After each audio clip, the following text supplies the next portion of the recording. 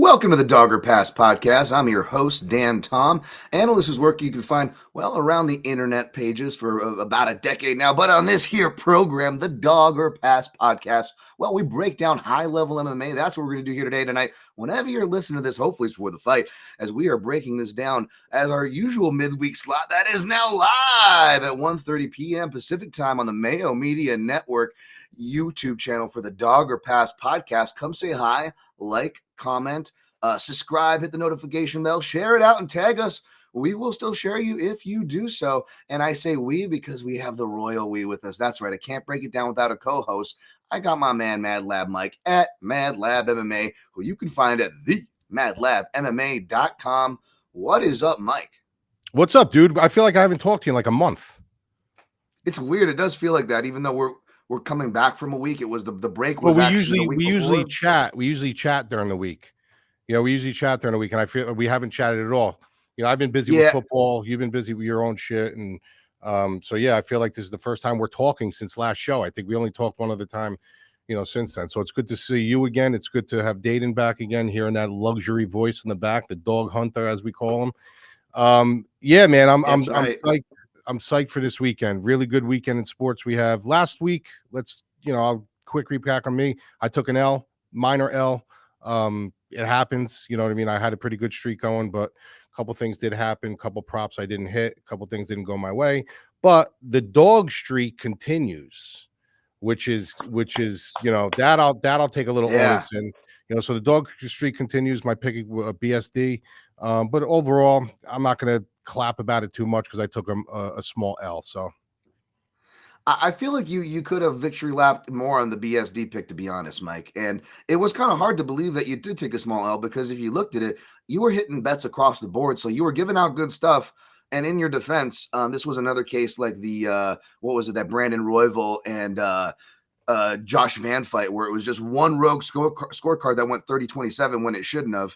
And that was the difference with the points handicap. And I'm just you're not the excuses type, but I just wanted to point that out.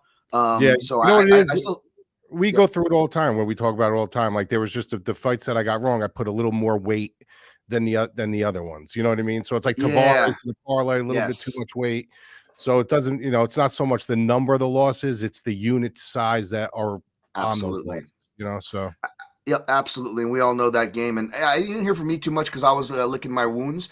And I definitely don't want to avoid accountability. So I'll say what I said last week, although we still got one commenter complaining, even though we had our fastest recap time, which we're going to try to continue to do. And I've been doing for like a decade now, but okay. But yeah, you guys can feel free to unload on me in the comments. Like I definitely deserve it. I am just kind of skipping it for time. We're trying to get these shows tightened up, and we got another 14 fight slate for UFC Noche, UFC Fight Night 259. So absolutely not avoiding the accountability, and absolutely just trying to move on, trying to do both things at the same time, despite again, people, at least one person crying and complaining the other way. But we'll see if we can win them over with an even faster turnover, because man, we got some action fights to break down. Speaking of dogs, a lot of dogs this week. We'll see what we got. Maybe we actually have an alignment on a Benji Boy dog of the week. Again, we're keeping it secret, folks, so I don't know what Dayton's dog of the week is. We're going to hit you with that at the end here.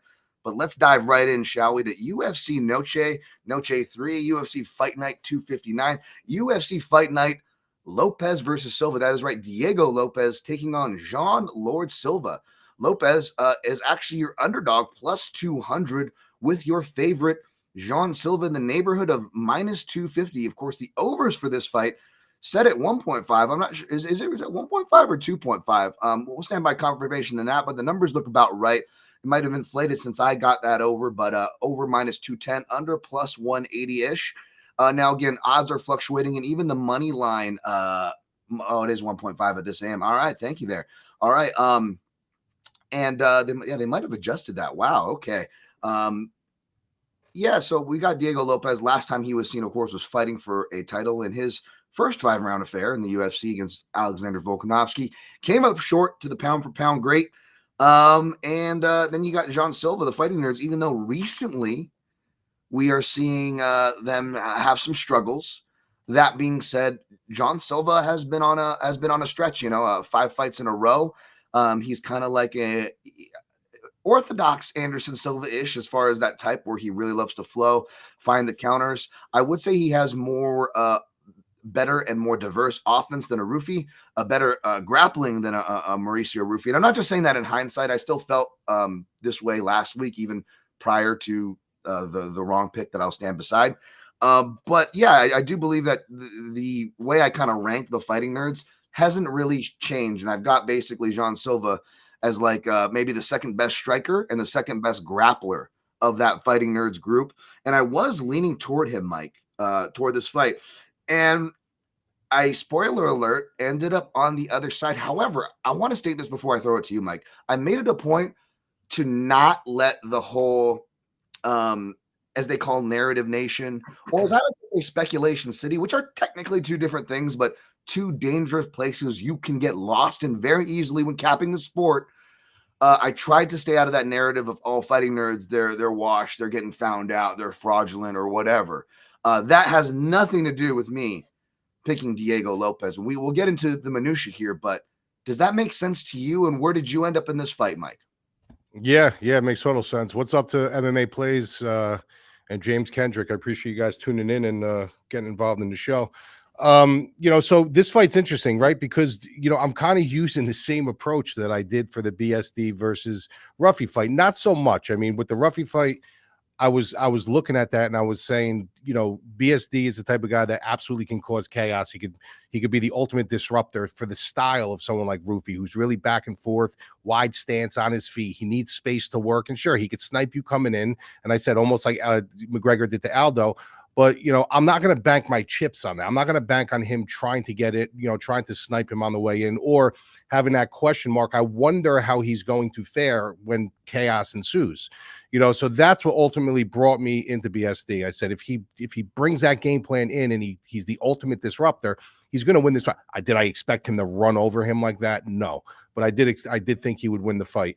I'm kind of bringing that same approach into this fight. Although Gene Silva, he even though he's a more technical guy, he's looking to snipe you. He does come into chaos. He does enjoy the chaos a little bit because he knows he's got big power and he comes in with an ultimate confidence about him. So that kind of nullifies the narrative a little bit that I'm bringing into this. But at the end of the day, when I look at Diego Lopes, my biggest question mark on him is not can he win this fight? It's how is he going to respond from this loss that he just took? Like, that's how you really judge a fighter, guys. You judge a fighter by not if they go on a 5-6 fight win streak. That's great. That's fine and dandy. They went on 5. That's the easy part. Winning is easy. How do you bounce back mentally and physically from a loss? Where's your confidence? Do you still come in with that same aura about you that you feel like you right now? Gene Silva is coming in with that aura that Diego Lopes had before he lost that fight, so he's got that little bit of an edge. But there's something about Diego Lopes where it's something about his personality. It's something the way he carries himself. He does have like this ultimate belief in himself. That I think he's going to wash it away. Like, I don't think he's going to look at that last L and be like, I'm questioning myself. Am I really, of this level? And I do think that Diego Lopes does bring an ultimate disruption. I think Gene Silva on the feet, if this thing stays for 25, if say it does stand for 25 minutes, which I don't think it's going to, but if it does, and say I went out with my girlfriend or I went somewhere and somebody said to me, it went 5 rounds, Lab, it went to the decision. Who do you think won? I'm going to say, did it stand on the feet? And you're like, yeah, it was on the feet for 25 minutes. I'm going to say Gene Silva won that fight because Diego Lopes, his striking, although it's powerful, he loads up and stuff like that. He does not have good footwork. He's very telegraphed with his shots. And Gene Silva's he's got that snipering ability with power. But I think if Diego Lopes is smart and he understands how to really, be a disruptor, and he watched anything with the BSD fight, which I'm sure he did, you take this fight to the ground. Even if you don't get it there, you make it sloppy, you close the space, you make this guy work. You haven't seen this guy in the deepest of waters yet. Everything has come kind of easy to him. You know what I mean? So you got to make things difficult. You got to make things hard. You got to, show him, I don't fear your power. You're going to have to respect me. Even if you take a shot early and you don't get the takedown, you're still putting in his mind that it's there. It's there. I gotta keep my hips out in space a little bit. I can't load up too much. I can't overextend because this guy's going to take me down. If this fight does hit the ground, I think ultimate ultimately, I think Lopes is the better grappler. I think he's the more slick grappler. He's got better transitions. I think he's better from top and back. I just think he's much too active there. I think this is going to be another L for the Fighting Nerds. I think they're going to go 0-3 here. So yeah, give me Lopes. I'm going to say Lopes inside the distance, possibly a submission in the 3rd or 4th round. All right. I don't think we're thinking too far different lines here. I'll give you some more fuel for that potential fire. Is that so? I was looking at the John Silva fighting style, and I'm like, he's the more. He seems like the more durable guy, the more potent puncher. He doesn't, even though he's not, not as proven. Not that Diego Lopes is super amount of 5-round experience, but yes, even though John Silva is not as proven in the 5 rounds, he doesn't look like he gets tired, right? He does really interesting things. He's got much better takedown defense and get up game, even though he doesn't know jiu-jitsu credentials to his name like Rufy. Just looking, the eye test, looking at how he moves and stuff. How he's handled grapplers, granted smaller guys like Bryce Mitchell, who's now at 135 where he probably should be, and despite technically being wrong on my bet, which by the way it was a finish only bet, I was still proud of that even though it was a loss because he didn't lose anything on it, and it kind of showed that my analysis of Mitchell not being as potent as people thought. So you got to factor that, and even though he did win his last fight down at bantamweight. But yeah, John Silva can handle himself, but have we really seen it tested though? Have we really seen him having to play from negative positions for long?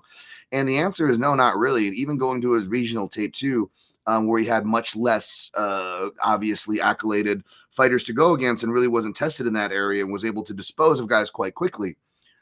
One thing I noticed though, is that he really does well against southpaws, but that's because he's primarily only fought southpaws or guys who could switch stance or the fight ends early, John Silva. And when you actually see him against an orthodox fighter, Mike, he will go southpaw, and he looks like he can fight well from there. That is the one highlight I have for John Silva that I wanted to highlight here, because Diego Lopes's camp, the Lobo MMA gym, are bad at southpaws. I do the southpaw versus southpaw analysis, and sometimes I'm right. Hey, remember the Borjas versus Sumaderji, folks? And everybody on the timeline was saying, where did Borjas's volume go? Why isn't he throwing? But if any of you guys listen to this show, what did I say, Mike? What I say? The jab, it's what I said, not just for that fight, but it's the southpaw analysis where fighters' jabs disappear, right? And yeah, I was right on that one, but part of my point of the southpaw analysis is that it becomes very volatile. That's the kind of point. So I might look like a genius and not really get credit for it with the Borjas Sumaderji fight. And then last week with the BSD and Rufy fight, I look like a complete idiot, right? Where it was just like, oh, geez, right? So it's part and parcel, folks. But what you can look at is not just a fighter's trend, because like I said, just because a fighter is, 3-0 against UFC level lefties, which, Nasruddin Imavov, right? That was the one I really whiffed on last, Imavov Bahayo, right? I still picked against Imavov, and Imavov was correct, but that's not always the case if you guys are tracking what I'm saying. But what I'm rounding to the point to what I'm saying is you can zoom out from that, and we can maybe not look at matchups or fighters, which can get volatile, but we can look at gyms. And that Lobos gym, they don't know what to do against southpaws, man. They do not know what to do against southpaws. Look at the Holly. Remember the Holly Holm versus Arin Aldana? As Arin Aldana comes from the same gym as the Lobo gym, has the same corner that Diego Lopes, even though he switched gyms to the Brazilian Warriors gym with Alessandro Costa, who we'll talk about, he still uses Francisco Grasso in his corner, and that's the boxing guy. And if your boxing guy doesn't know how to fight a southpaw, that's not good, man. That's not good. That being said, outside of that, Lopes, I think, has the better chin. I think he wears damage really well. And to your point, I think he needs to get to his grappling. I think he has more volume. And optically, if they don't finish each other, which, by the way, I think because they both quietly like to counter, this fight's going long. That's why I was talking about the overs. I actually have the over 2.5 tied into a parlay before I even took a side on this fight, Mike. I was really confident in the over because when you have two fighters who like to counter, Diego Lopes, he's first round finishes, he's aggressive. That's very true. But if you really look at it, it's actually his countering game is where he's getting a lot of his work done. And obviously John Silva the same way. And what happens when we get two counter strikers, folks? Sometimes you get staring contests. Even in fights where you're like, there's no way this is boring, right? But styles make fights. You know this, Mike. I'm preaching to the choir there. And I think this thing can go over. And lastly, but not leastly, rounding the point, so we'll throw it back to you here. And we're going long because it's the main event here, folks. But how do you get to your grappling if you have just jiu-jitsu, right? We've seen that a billion times before. And Diego Lopes, when he first came onto the scene, whether it was his losses to Movsar Evloev or his Dana White Contender Series loss to Anderson Brito, which both have aged very well, I would argue, especially the Brito fight. Even though Brito hasn't done as good, he took so many fouls and hard shots that tell me Lopes can take shots. But you're like, oh, Dan, Lopes is the one that has 2 TKO losses on his record. John Silva has none. Dude, go back and watch. And I've talked about this before in previous breakdowns. Those fights happened way down at 135. And if you've ever seen Diego Lopes in person, there's no way he should be at 145, folks, much less at 135. He was probably half dead in those fights, a little scrawny kid fighting in overmatched fights. Like, yeah, he got stopped like way back in the day. I really wouldn't count those. He takes shots well. And like I was saying, when you go back to his wrestling, he really got that abused. And slowly he's made improvements, mainly been defensively because of the styles of his fights, right? However, he spent the last 11 weeks, not just like the 8-week camp, not just the last 4 weeks. He spent the last 11 weeks with this guy, Jay Committee, who's an OKC, Oklahoma State wrestler. The Cowboy program, very prominent wrestling program for those who don't know. Produced plenty of MMA greats as well. You'll hear guys like DC, obviously, talk very highly of them. Johnny Hendricks also, Mark Lehman in that first Robbie Lawler fight. What do we go to OKC for, Johnny? I think Johnny Hendricks went there as well. Excellent wrestling program. And I was just watching footage of them like sparring and going with wrestling goes. And man, Diego Lopes, he's 30, so he's on that cusp where the weight cuts are going to start to kill him, where he is the fighter who he is. That being said, man, we got to leave some room for a surprise here, Mike, because he might be able to improve his wrestling. And if he improves his wrestling, well, that's really smart because that's what he should have been doing in the first place, right? He shouldn't be depending on his striking with guys like Alexander Volkanovski who can feint and jab. So long-winded there. I apologize, folks, but I had to give you all that because when you actually lay it on paper, my lean goes from Silva to like, wait a minute. This is a dogger pass spot here. Give me Diego Lopes plus 225 for a unit, and since then has gone down. Mike, what do you think about the Diego Lopes play, which I imagine you don't hate because you're on him? I don't know how confident you are, but what do you think about that over before we move on? Yeah, I like it. I don't understand the over 1.5 on a 5-round fight. That's kind of interesting to me because I could see, when you got guys that have this much firepower, whether it's the grappling or they're just dangerous in general, like normally they might play a little tentative. They're not willing to just go to war, especially somebody in the shoes of Lopes right now coming off a loss. He might want to fight a little bit more strategic and cautious, and maybe the game plan is drag this guy into the 4th and 5th round. You know what I mean? I don't know. I like your side. I like where your mind is. But I don't know what to expect in this fight. I don't know how quickly I'm going to be running to the window, even to bet Lopes as a dog. I do like the over 1.5. I do like that. I can absolutely see this fight going at least into the 3rd round.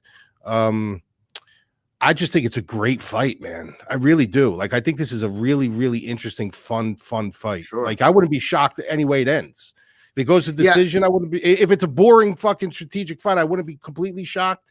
If it's a submission on Lopes, I wouldn't be shocked. If it's some crazy knockout between Silva, I wouldn't be shocked. Like, anyway this fight goes. But I just think with your sentiment. I just think he might be the ultimate disruptor here.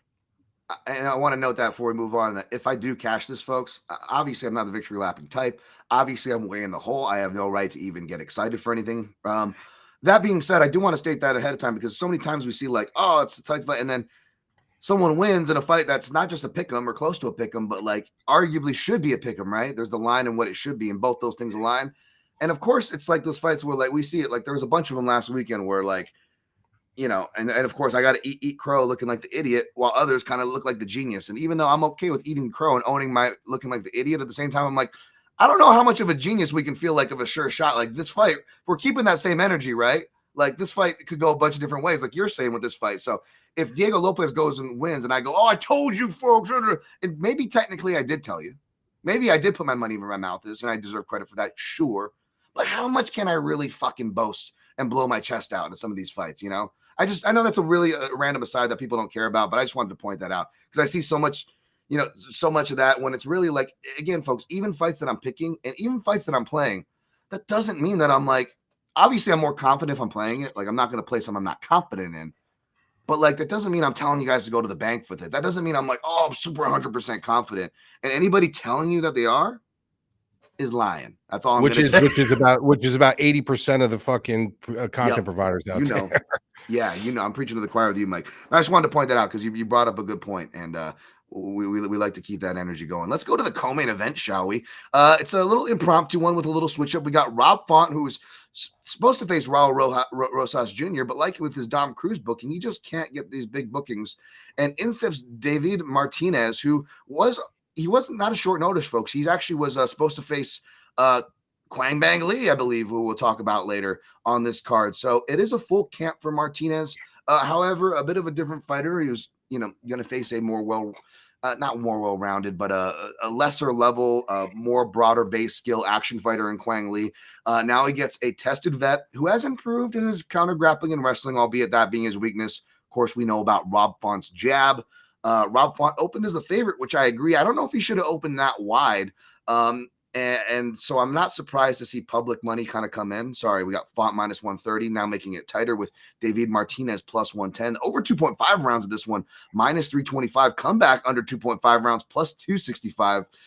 So I agree with the favorite basically, but I also am not surprised / don't necessarily disagree with money coming in on Martinez, if that makes sense, Mike. Does that make sense to you, Mike? And more importantly, where do you stand on this fight, Mike? Yeah, interesting because a lot of people aren't talking about this either. A lot of people aren't talking about that Rob Font was training to fight Raul Rosas, and when I look at that and I break this fight down, you look at a young kid who, yes, he's new. Like people are looking at him like this kid's new. This kid's been training in martial arts since he's, out of the womb. You know what I mean?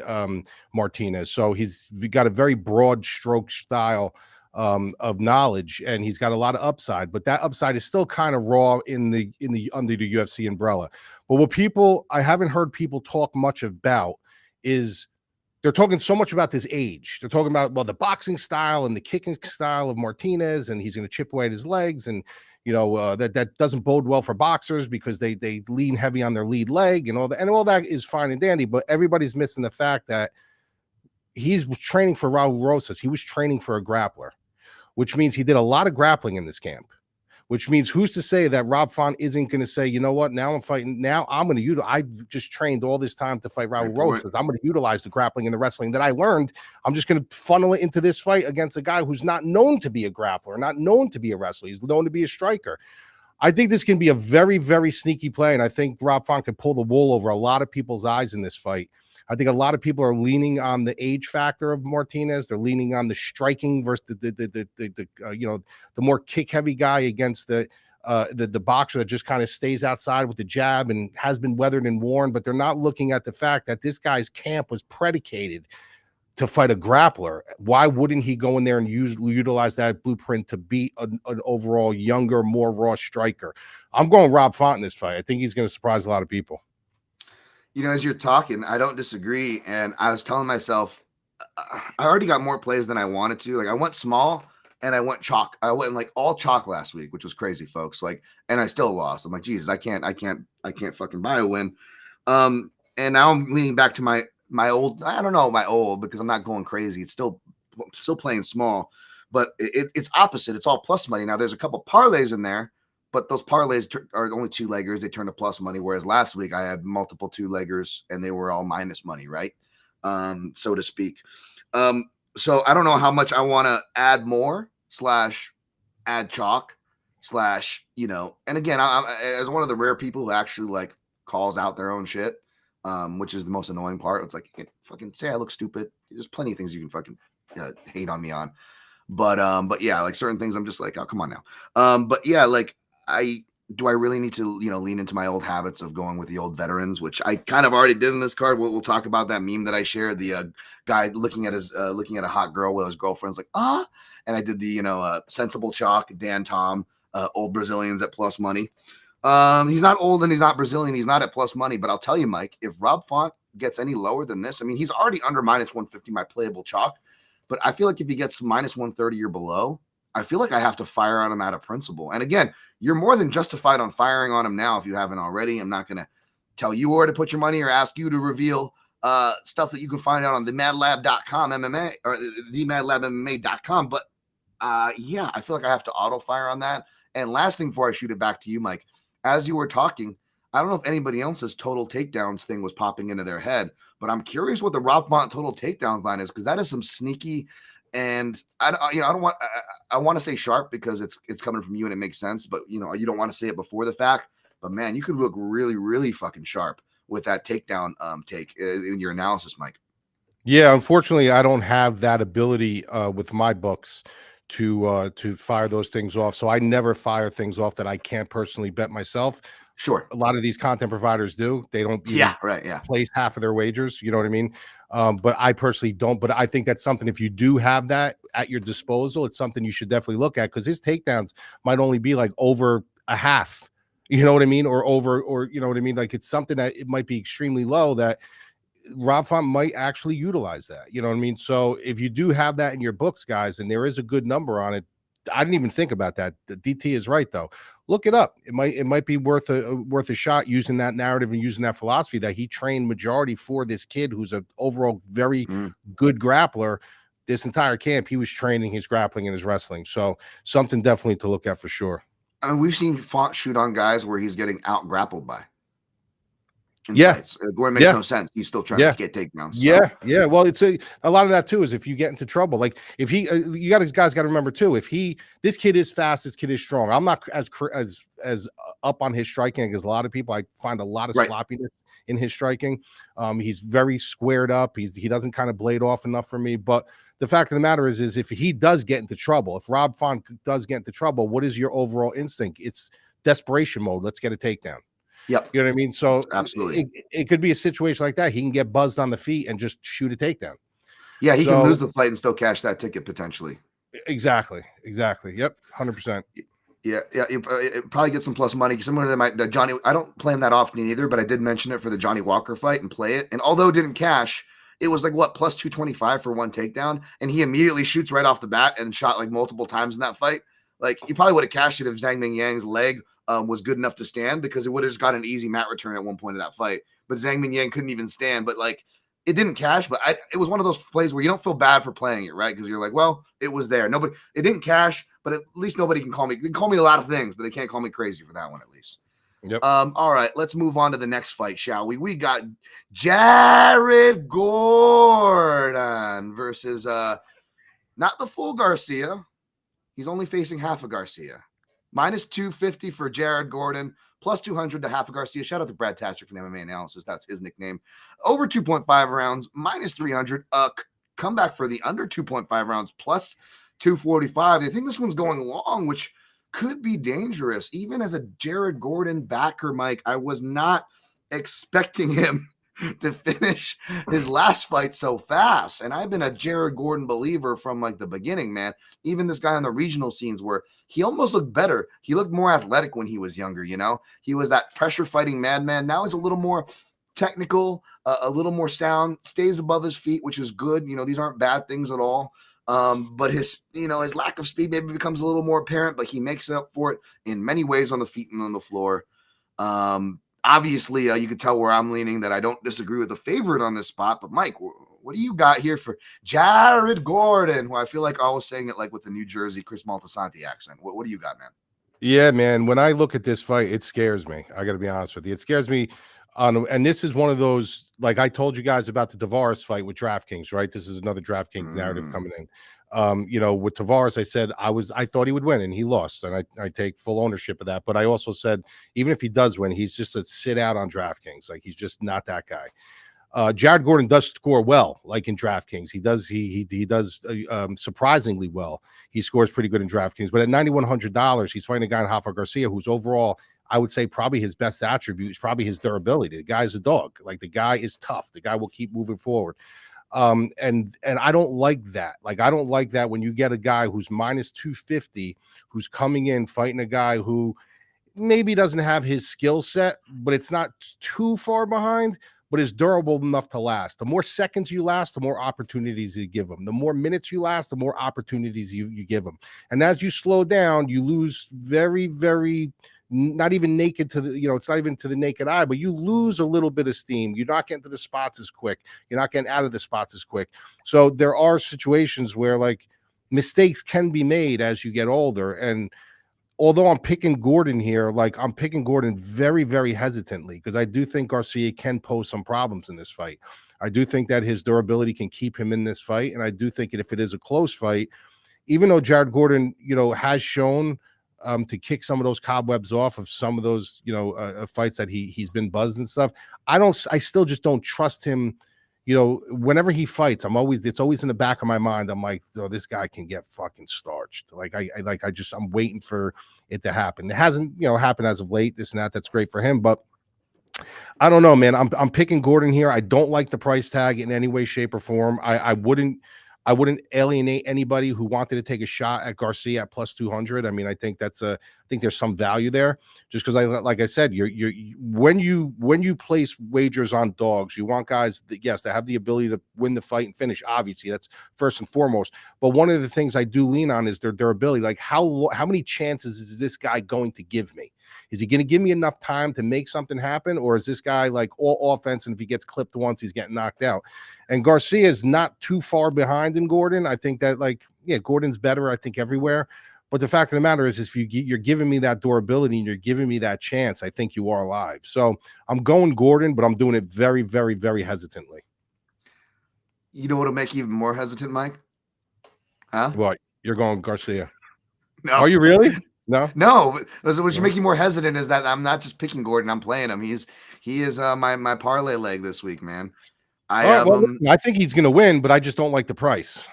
I have him in 2 2-leggers, one with Lopez Silva over 2.5, which by the way was minus 160, which is still within, I think, playable chalk range. But I think about it this way: I'd have to put 1.6 units to win a unit at minus 160. DT, what did you have him lined at? Like your personal line, what did you have him lined at? Honestly, same minus 200 to minus 300 range. I had him lined at minus 150. Well, here's the thing. Here's why. Because you bring up good points for why you should be tentative on Jared Gordon. Because even as a backer, believer, and all those things of Jared Gordon, I don't disagree with what you said. I have that creepy feeling all the time watching him. Like we're like, we saw it. Maybe we'll talk about it when we talk about Neto BJJ, Joaquim Silva. In these fights where like it's very winnable, but I don't know if whether he wins or loses. I don't know if he realizes how much danger he's in. Right. Even when he's got the guy rocked, you're a Jared Gordon fan, and you've got the Jared Gordon ticket, right? You could have all those 3 things, and you're still like worried, like Jared, careful, bro, like careful. And he doesn't wear damage very well either. And that is a note that the reason why I said. I tried to make it a point like, oh, Diego Lopes wears damage well. Even if that might not be as big of a point in that fight, it's something we need to pay attention to, especially with the criteria leaning more into damage, right? And I'm not trying to be all criteria nerd on you folks, but God forbid you actually, this is one of the only betting shows with a guy who's actually fought, actually taking the judging exams and refereeing exams and stuff like that. I suck. Fucking hate me. All those things, fair, but Go find another host who has the same accolades. I'll wait. I'm not going to because we need to get to the point of the show. But the point is, even though my bets suck and I suck, that doesn't necessarily mean I don't know what I'm talking about and don't stay up on these things, which I do. And we saw it this week with the Contender Series, Mike. I don't know if you watched it. Everybody was upset. And I'm a big 10-8 guy, more 10-8s, right? But everybody was upset because Foro didn't get a 10-8 over Chanel Dyer, right? And even though she was getting knocked down and cut, that's the thing about leaning into damage. Like knockdowns are worth scoring, obviously, right? Now, I don't know how much you score the knockdown. When somebody gets immediately right back up, they're on balance, their equilibrium's fine, and they're immediately being both competitive and scoring and arguably winning exchanges right after. Like, yeah, you still score the knockdown, but like, I don't know if they're as rocked as the commentary is saying, or like Mark Smith, the referee in that point, was actually making it look worse by going like, where they look at the cut and stuff. And a lot of times that ref makes it look worse. So all this stuff tracks back to how well you wear damage, because you wear damage bad, like a Chanel Dyer. And then you've got, manic Mark Smith, who again, I know I'm wrong on all my bets, but I'm right on all the things that don't cash, but still do matter, like analysis on referee trends. And what do I else call Mark Smith, folks? Manic Mark Smith. Now, is it because I bet on the fight and I'm just talking shit on refs? No, I didn't bet on the fights at all. And I'm not talking shit about that ref. I'm actually speaking from experience because Mike, Mark Smith actually did that same shit to me when he reffed one of my amateur boxing fights back in the day when Mark Smith was still getting his legs. And I remember at one point, like, telling me, I remember my coach put me in a fucking amateur boxing fight like 3 weeks before my first amateur MMA fight. And I was set to face Marvin Eastman's son, who was a power punching orthodox wrestler. And not only did they throw me in a boxing fight, Mike, they threw me in a boxing fight against a southpaw. And I'm a southpaw, right? Fucking terrible. So the guy was lighting me up pretty good with some left hands. But Mark Smith was like, defend yourself, defend. And at a point, I was like, and I know there's fighter ego. And I remember joking with Big John about this, talking about this incident, going, yeah, don't get me wrong. Like, of course, we're fucking more hurt than we realize. We're doing I'm fine, I'm okay. But Mark Smith was so bad about it that at a point, I turned and looked at him and gave him the what the fuck look. Like, what the fuck, bro? I'm fighting here. Like, can you fucking relax? So, sorry for the long sidestep, but the point is, you can hate me, folks, or whatever, but I'm actually giving analysis from a point of actual fucking experience here. So yeah, how you wear damage, optics really matter. And to Mike's point, as much as I love Jared Gordon, not great optics, right? But here's where it counters that is, yeah, Rafa Garcia is durable, but if you look at his fights, he doesn't really have great optics either. And not even just his Mishitate fight where he got all cut up and sliced up. But like he was like Darren Elkins mode where you just look at him and he starts bleeding. Like Rafa Garcia doesn't really wear damage well either. And Rafa Garcia's safe spots are what? Shooting takedowns, getting on top, and working in the clinch. These are all areas that are Jared Gordon's strong spots, right? Like, unless you're Carlos Diego Ferreira and Jared Gordon, got his fingers almost cut off like the week before, taking that fight on short notice that he probably still would have lost. Yeah, I don't know if you're going to out-grapple Jared Gordon. And seeing where Jared Gordon's getting a lot of his knockouts and his clinch work, remember against the, O'Madsen, the guy's been working his dirty boxing along with his boxing. So all those points are absolutely valid, Mike stated, but because of the opponent. And again, this isn't a full Garcia. It's only half of a Garcia, right? If it was a full Garcia, be a little more worried, Mike. But we only got half a Garcia here. So, yeah, I'm going to go with Gordon. But like I said, man, I'm shit. My picks have been shit. So you could do a lot, like Mike said, you could do a lot worse than plus 200 on half a Garcia. So I just wanted to get that out before we move on. Well, I'm picking Gordon. So let's make that clear. Absolutely. Absolutely. Yeah. No, absolutely. I'm just saying you're both valid in your analysis and worries, but I'm just preventing the counter argument because I had that exact same thought as you, my brother, in my head. Right. Basically is what I'm saying. All right, let's move on to the next fight. We got Kelvin Gastelum versus Dustin Stoltzfus. Gastelum minus 240, Stoltzfus plus 195. The comeback on him over 2.5 rounds, minus 205, under 2.5, plus 177.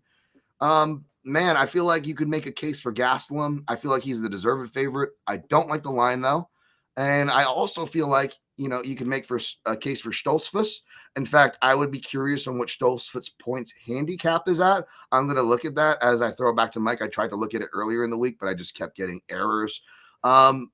So yeah, Mike, I'm curious where you stand on this fight. I don't know if we maybe disagree. I don't think we disagree with maybe who's favored, but do you agree with me on the not trusting Kelvin Gastelum part of the equation? Yeah, I agree 100%. I love Kelvin Gastelum. I always did. I always thought he was a lot of always had a lot of upside, and there was just so much more when I would watch him fight. I'd be like, bro, I can extract so much from this guy if I could just sit down and talk to him for an hour. You know what I mean? But it's just Kelvin Gastelum does what Kelvin Gastelum wants to do. And sometimes when he's in there, he looks like the Kelvin Gastelum that I envisioned him to be.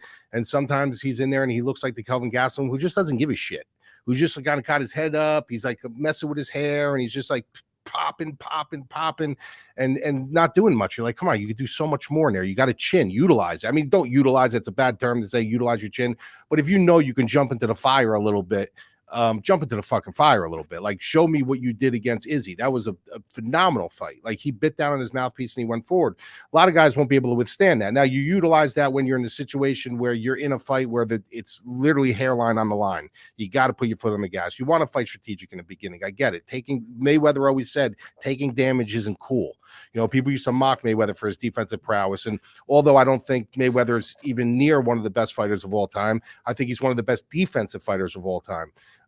You know what I mean? Just the way he has the ability to read the body and telegraph and stuff like that. So there is nothing cool about taking damage, but sometimes violence is necessary. Like sometimes you need to be violent. And sometimes I just wonder, like, is Kelvin trying to get through this fight just to get through this fight? Or is this kid really trying to win?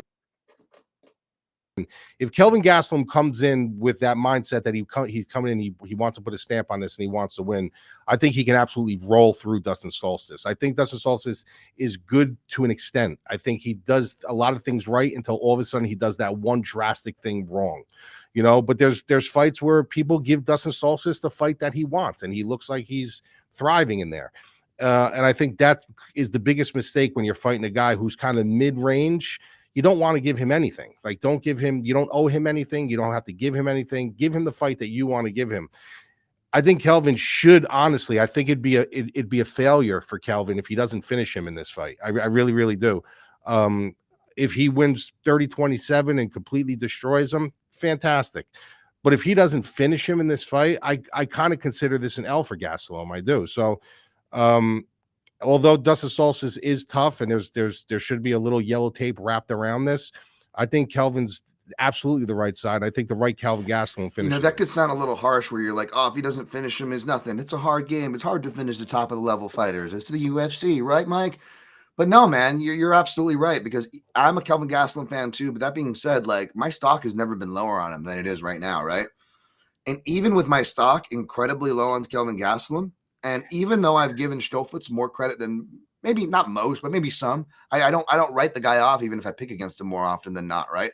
I still feel like he's got value at plus money. But when you really zoom out and look at their skill levels on paper, trajectories, perceived ceilings, all that jazz, right? You factor it in. You're right, Mike. He should finish this fight, or at least that not that he should finish this fight. That if this fight hits the third round and we're looking at going to the scorecards, if you're a Kelvin Gastelum backer, you have to think something has went wrong. If you're in round 3, right? Now the points handicap is only -140. I don't like that for Stoltzfus. I was hoping for something more closer to plus 100, even money, to get my interest, Mike, because like you said, Gastelum on paper should dispose of this guy. But again, he's been around for so long, and he's a 1-2 merchant, right? Now, by the way, Stoltzfus, he is 1-2 against UFC level lefties there. Now, the one win was against my guy Puna Soriano, which was a really bad showing on my guy Puna. And I know I'm biased, and I'm going to stick up for my guy there. And in my defense, he did cash for me some underdogs after that once he got down to his right weight class and went down to 170 for whatever caveat you want to give there. Of course, the losses was to GM3, who, of course, you know me, I always auto bet GM3. I probably even had him in round 3. Though I probably still lost that night. It was 2021. Maybe I wasn't doing quite as bad back then.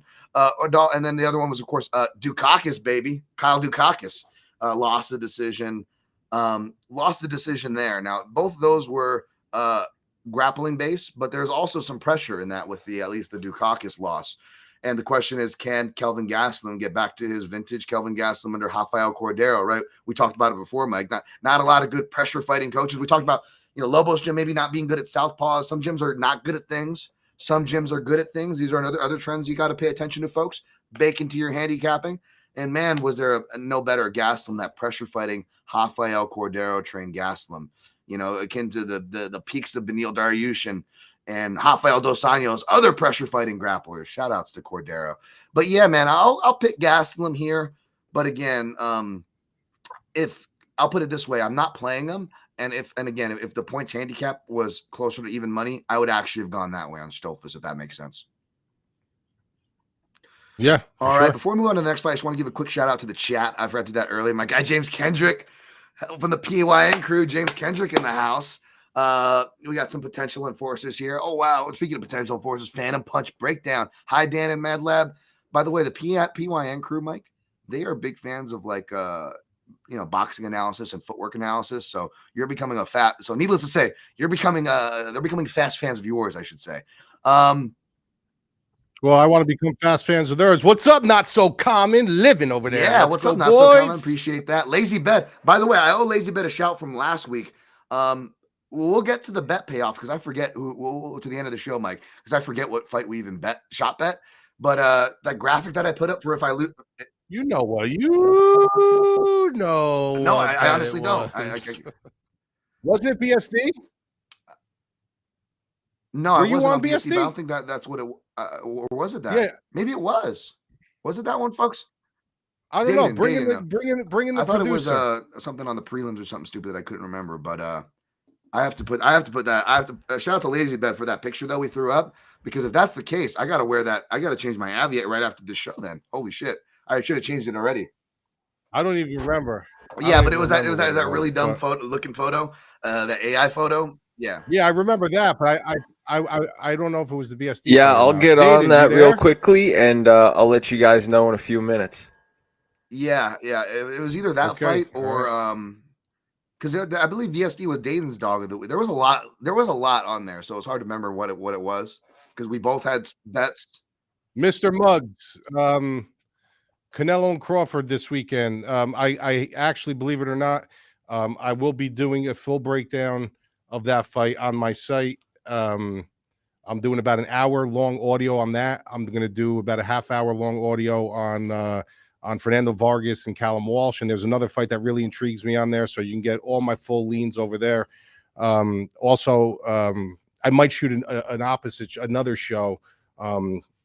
Breaking the whole fight down. That's an interesting fight. We could talk about a little bit about Definitely. that at the end. I want to get Mike's thoughts on that too, Mr. Mugg. So great shout there. Shout out to my guy MMA Plays, big supporter of the show. Wild weekend last week, so wild MMA Plays that we can't even remember what the fuck we bet on. Biggest hit I made. You guys are awesome. Yeah, I saw you hit big MMA Plays. Really happy. Lazy Bet, Blonde Dan Tom, the feathered-haired 80s sex machine. Yeah. In another life, my friend. All right, let's get back to the show. I just want to give you guys a quick shout. We'll definitely touch back to you guys. Please throw your comments, throw your best plays in the chat. Like, comment, subscribe. Join us every week, folks. If you're listening to this in the future on audio platforms, you give us 5-star ratings and reviews. Remember that we are live on YouTube, Mail Media Network, every Wednesday, 1:30 p.m. Pacific time. Come join us.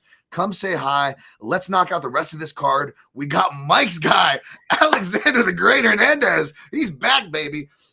He is open as a slight favorite, but I want to say it's probably moved closer to pick'em odds, as he is still holding on to a slight favorite status. -115 for the great Alexander Hernandez, the Marky Mark from Fear lookalike there. Expect that early 90s reference, did you, Mike? Come back on Carlos Diego Ferreira, who was definitely around in the early 90s. Fellow 1985er. What's up, CDF? -105 for CDF. Over 2.5, -130, under 2.5, +110, which means they don't know where it's going to go. Could definitely go under, which means they don't want to lose too much money on that. Mike, obviously, we both kind of know, and we both could probably guess where we're going between your history with one fighter and, as the meme that I just sent out and cited earlier, my history with old Brazilian dogs at plus money. But Mike, tell us what you got here. First of all, I want to talk about that picture of Diego Ferreira. He looks like the guy at the table of Judgment Day where he's like, "Dick pushed in, yeah." He does. Your shit pushed in, Tuco. Did you ever get your shit pushed in? He does look like a skinnier version of Tuco. Isn't that the same actor that played Tuco in Breaking Bad? That's great. I think so, yeah. So, obviously you guys know I picked Alexander Hernandez to beat Chase Hooper, and it's not because it was because of the matchup, because there was just so many things that Chase Hooper does wrong. But it's also because there's a part of me that still kind of not really believes in Alexander Hernandez, that he could be like a thing, but I think he's a lot better than the product that he's laid out. I think he's been a victim of his own self-inflictions, if that makes any sense, DT. I mean, if that makes sense, I don't know, but there is a point in time where you can be very self-inflicted. You could really buy into your own juice. And I think when he came in, he fought Dariush. The best and worst thing that ever happened to him was knocking out Dariush that quick. And I actually picked him in that fight. But then he's he's taunting guys like Cowboy Cerrone, and all of a sudden now he's realizing, like, maybe I'm not that guy.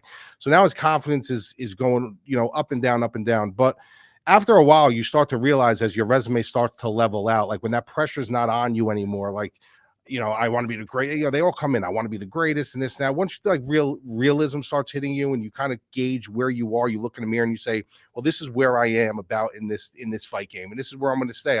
I just want a job. I want to win. I want to win some money, maybe get some bonuses. And as long as I stay on the resume, I got a pretty good career, and I think that's the point of his career, is that he's at. Do I like that he's taking this fast turnaround? No, I don't like that he's taking this fast turnaround just for the mere fact that, yes, I understand he didn't take damage in that fight. But the whole point of the matter is you still went through a hard camp. You still got a weight cut again. You still got to go through the whole process again. So it's like, am I thrilled about that? No. But I think he's coming in with a little bit of a chip on his shoulder. I think he is. I think he's coming in with a little bit of a chip on it. I think confidence is a lot. I think momentum is a lot. Coming off a win that everybody really expected him to lose, and now he's going against an aging vet who doesn't really hold a lot of power. Like, he's not a big cracker. He's not a guy who's going to really, crack you. He does a lot of his work on the ground. He's a little bit more crafty. Does he have some good striking? Yeah, he's okay. But ultimately, he, if you look at the things that Hernandez had to overcome with Chase Hooper, it's the things that he did in that fight that's putting me on him here. It's I knew what he needed to do, but it's the way he did it in that fight. If you watch that film over again, you watch the way he was clearing space, the way he was able to get in on a guy with so much long reach. Forget about Chase Hooper's power, because he doesn't really have much. I thought that was a fluke that he put Borchev on his ass. But it's still dangerous when you're fighting a guy that you really got to get inside of. You got to kind of target up. You kind of got to move in. You got to move out. His timing was really, really, really good, like in that fight. And he looked like he was composed. He looked confident. He looked patient. And he looked like he was doing things with rhymes and reasons behind them. And I think that confidence is going to pull him through. And this is a situation, I think, just a younger, stronger, more athletic guy is going to come out on top. So although I think Diego's veteran savvy is going to make things a little difficult, and I think if the old Alexander Hernandez creeps his head in where he starts to fade in the end, we can almost see like a Billy Q situation. I just don't see that with Ferreira. I don't see him having that stomping power to like get him out of there if he starts losing traction late. So providing his cardio holds up, providing that this quick turnaround doesn't really affect his body all that much, and he comes in not overly confident, he doesn't let that confidence bug bite him like it did with the Cerrone fight, I think he wins this fight. So I'm going to ride him again. I mean, I got to stay faithful to Old Faithful. So give me Alexander Hernandez. I'll tell you what, I feel like this should be our shot bet, just because this is probably a good entertainment one for us, since we're both going to be on opposite sides.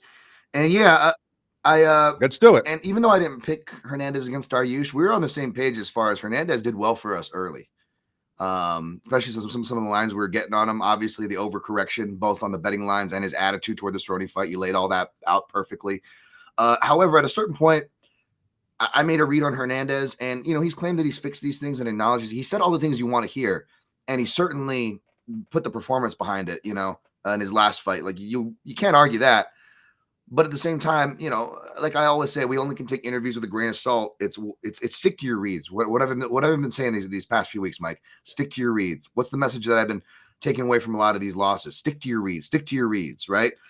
And that doesn't mean you're always going to be right, because I tried to stick to my read that I thought I had on Alex Hernandez last fight, and I was wrong. And now part of the reason is obviously I'm wrong. I suck. All those things. Bad pick. All those things I got to take credit for. Fully own it. But also, if I'm really looking at it, Mike, it was because I was more concerned with my reads on Hernandez than I was with Hooper, because you just said that shot, you're like one of the first people I was like, oh, I want to kiss you for saying that was a fluke shot on Borchev. Borchev, it's hard to keep defending that guy because he's really aged poorly, right? But I still agree with you and stand by those samples.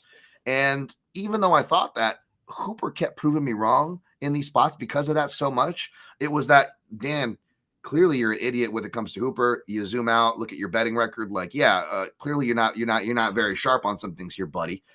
Maybe let's give this guy some credit, right? We've all done that. We've overcorrected the steering wheel. We've kind of capitulated, whether we want to admit it or not. Sometimes you really do see the light, like you do come to Jesus, but a lot of times we don't really come to Jesus, right? We're just going, oh, well, I guess I'm wrong on this read. Might as well go the other way, right? As our human nature is. And sure enough, my read on Hernandez was wrong on that fight, right, Mike? But my read on Hooper, ironically, if I would have stuck to it, my read on Hooper was right.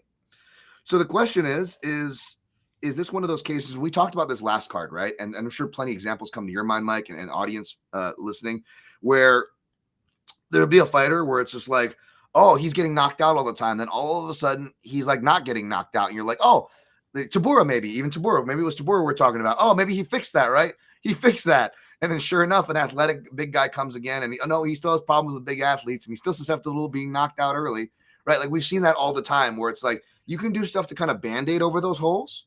But eventually a matchup is going to show like, no, you were always, and not to be rude, not to take away your improvement credits, but no, you were in fact always that guy. Does that make, and I'm not saying that happens here, but does what I'm saying make sense?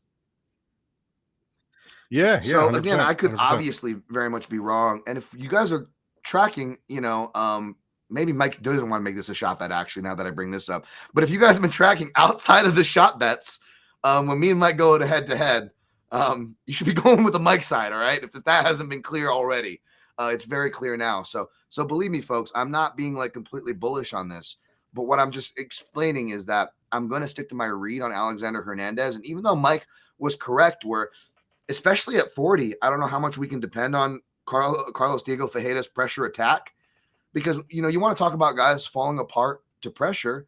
Like, if we're being real and keeping that same energy, CDF is falling apart to pressure, right? Now you can be like, oh, he was injured, which is why the tap for the Gamrot fight. But look at the Gregor Gillespie fight and some of those other losses. What was the key? It was relentless pressure, guys, right? So on one hand, you could be like, that's fair. And if we're being fair, CDF could arguably have those same arguments. However, I would argue it took an extreme level. You look at the level of competitors, the level of style. That's not as much as we think about Alexander Hernandez. That's not his style. It's not. Even though we can't depend on either guy to show that hole, I still would argue that it doesn't mean he's going to win the fight. He's clearly an underdog for a reason. I still would argue that CDF has more of a chance of being that pressure menacing guy late than Hernandez does. Now, that being said, Hernandez can obviously, he reminded people he can ice people very easily. So I actually don't hate anybody for them unders. Also, his wrestling is underrated. His wrestling is underrated. You know what I mean? It really, really is. And I know Diego's got a nasty, nasty ground game, but how many times have we seen it over and over where I don't care what kind of black belt Brazilian jiu-jitsu you have and who it's under, if you have a very good wrestling game, you could just nullify it with position. You know what I mean? So, and Alex is the younger kid. He's the stronger kid. He's, look at his lower extremities. He's got big legs. He's got leverage. So he's got to have the right game plan. Yep. You're fighting a guy who's a savvy veteran. He's got to have the right game plan. But I'm just going to stick with him. 100%. And I will say this, like, again, it's been common thread. I'm glad you pointed that out, because common threads that have been wrestlers. And even though I don't believe Hernandez is on that level of wrestling, I absolutely support your statement, Mike, as far as he has really underrated wrestling, right? And that's the tricky part of this fight, is because he's got underrated wrestling, whereas CDF, he actually has underrated striking. Like, say what you will about Michael Johnson, it's usually submission fumbles where Michael Johnson gives up the bag, right? Like, he actually was listening to his corner. It was a really good Safe Saud highlight moment where he was listening to his corner, goes double jab first, get that head movement out, and throw the right hand, which is like, first of thank you, MMA corner, for telling your orthodox fighter to jab a southpaw instead of pretending that it's impossible, like, for crying out loud, for one. And then for two, you could say whatever you want in interviews. The coaches could say whatever they want. It's ultimately the fighter that's in there. But what did CDF do? He listened to him, boom, knocked him out with the right hand. So it's weird because CDF, even though he's the more susceptible to get knocked out in this fight, he's also got underrated striking. So it's a weird fight, man. Last thing I'll say before we move on, we can decide at the end if we want to put a bet on here. As I acknowledge my guy Rio So's in Truesdale in the house, another PYN crew.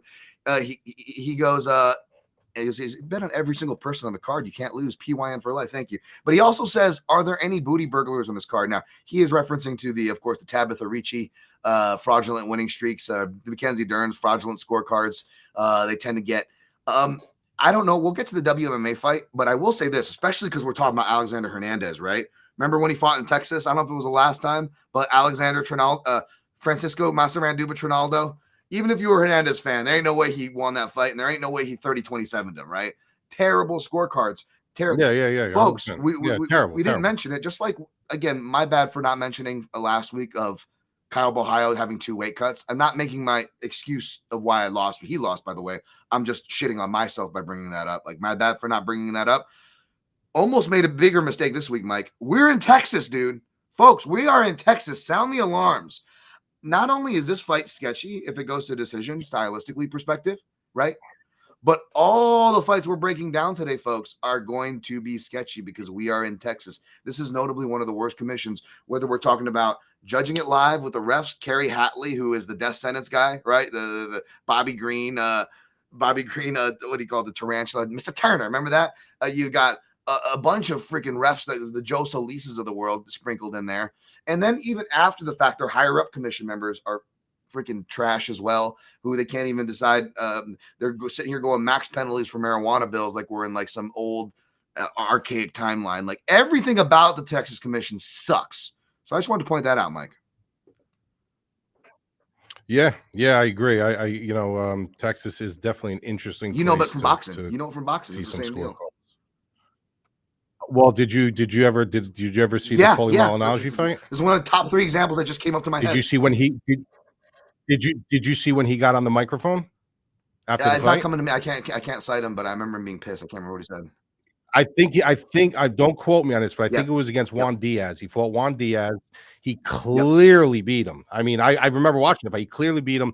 They gave it to Juan Diaz, and then Paulie grabbed the microphone. Max Keller interviewed him and goes, "Listen, guys, I'm not saying anything. Texas is a great fight town, but the fact of the matter is, there's no one coming in Texas that's getting a fair shake." He's like, "I knew I had to knock this guy out to win this fight." He's like, "I got robbed." He's like, "I don't even know why I do this anymore." So Texas is known for very, very, very sketchy. Absolutely. So, by the way, folks, the split decision props that I always talk about, this is another one of those markets where it's going to be live. Yeah, Listen, you could say that about a fight that we just spoke about. If you want to talk about this going to the decision, if the Rafa Garcia fight goes to decision, you could be looking at a possible. Yeah, exactly. And I'm glad you mentioned that, Mike, because my style is to kind of help hedge my exposure or as a potential bonus. Right? Like with the Miles Johns or the Andre Fili the other week, I put those split decision props in. So I'm glad you mentioned that. And folks, don't be surprised if I take a similar strategy this card. All right, let's push on, shall we? Last fight of the main card, and we'll push through extra fast in the prelims. We got Santiago Luna stepping in on shorter notice to face Quang Bang Lee. Like we mentioned, David Martinez got moved up to the co-main event. So Santiago Luna steps in, local undefeated Mexican fighter. I believe trains out of the Mexican UFC Mexico PI. I still have to do a deeper dive on him, admittedly, as this is one of the more change-ups and on, again, a 14-week card. So some forgiveness, some leniency, folks. And, of course, not only change there, they also got a late move to the main card here because, again, Quang Bang Lee, he's not, like, impressive on paper. I know people are like, oh, another Asian dude, let's fade him. And I'm figuring that's what happened here because he initially opened as the favorite. And, again, even though you have all the value argument in the world, right, Mike? When someone goes to a plus money right now, Quang Lee plus 115. Of course, Santiago Luna minus 135 with the over 2.5 minus 125, under 2.5 plus 105. But yeah, when they flip to dogs like that from a favorite, you don't owe an excuse or an explanation to anybody. I always say you can go bet them, right? The value is on your side. May the force be with you. This is MMA, of course, right? But that being said, we try to have bankroll management, especially if you're a big loser like me who's really got to be tightening up your bolts and screws. So, spoiler alert, I'm picking Quang Bang Lee here as the more proven action fighter in all phases over the newcomer. But this isn't a spot I'm running out to bet, even if I go look at more than the one fight that I did see of Santiago Luna and I see more holes or potential pass. I still don't know if I pull the trigger on this one. Does that make sense, Mike? Where do you stand on this one, buddy?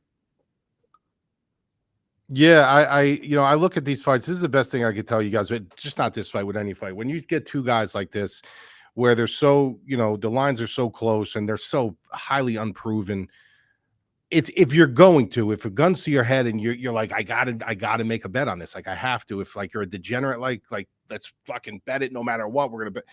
You go with the dog. I mean, at that point in time, you go every way the line flips. Like you're really splitting. There's no way that anybody can sit here and give you a full detailed analysis on a fight like this. With two guys that have very small sample sizes, especially not a huge sample size in the UFC. Like it's a different umbrella. Like it's a totally different umbrella. That's why we see it all the time when we say the word fraud checked.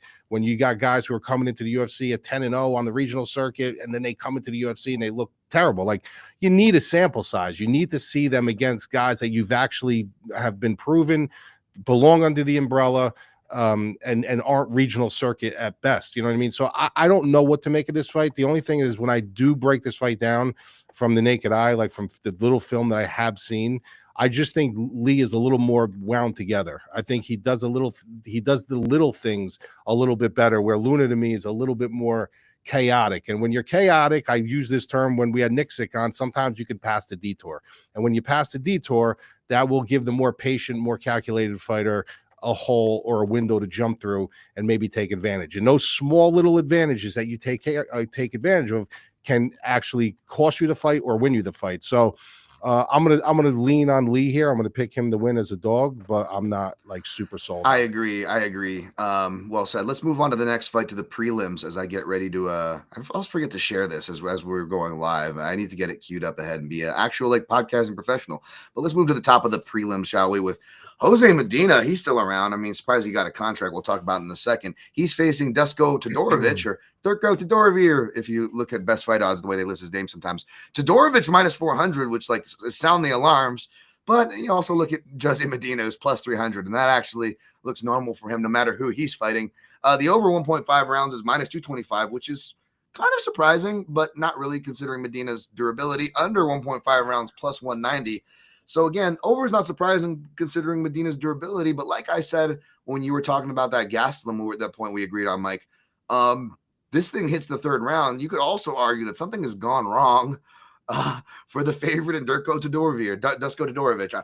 I'm going to be picking Todorović here. Spoiler alert, not much to say on this fight, but I'm curious what you have to say on that. Yeah, I don't really have much to say on this one. I mean, when you look at both guys together, they're 0-6 in their last 6 fights. You know what I mean? So when you're looking at what does the UFC want to do from a business perspective, I mean, you really can't say, well, they just want to get rid of Medina. He hasn't really done nothing, because at the end of the day, Todorović is 0-3 in his last 3 as well.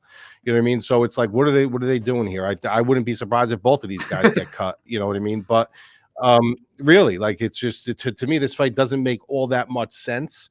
But when I look at it on paper and you just look at the advantages that Todorović does have, like, he's a good offensive fighter, but defensively he just has a lot of liabilities. But you know, in order to capitalize on those liabilities, the guy on the other side has to have the offensive capabilities.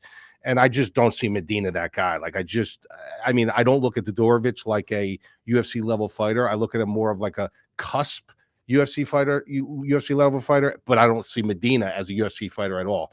So I'm going to go Todorović, but I think that line is asinine. Anytime you get a guy like Todorović, there's no world that kid should be a minus 400, because although I know what they're looking at more of the offensive advantages of Todorović and the danger of Todorović, but they're also not looking at anything can happen in mixed martial arts. It's, you know what I mean? It's like you can just get, we've seen it 100 times. Like, where would anybody feel safe putting minus 400 on Duško Todorović? So, but there's also, I have zero confidence to throw a dog shot on Medina. So I'm going to Todorović. I say he gets it done inside the distance, but I think it's crazy if anybody even ties him at the parlays. Yeah. And by the way, Magnifico, we've been live for over an hour. We go from top to bottom every week. So you missed the main card. We already covered it. We're over halfway through and cooking, man. So you might have to rewind there, buddy.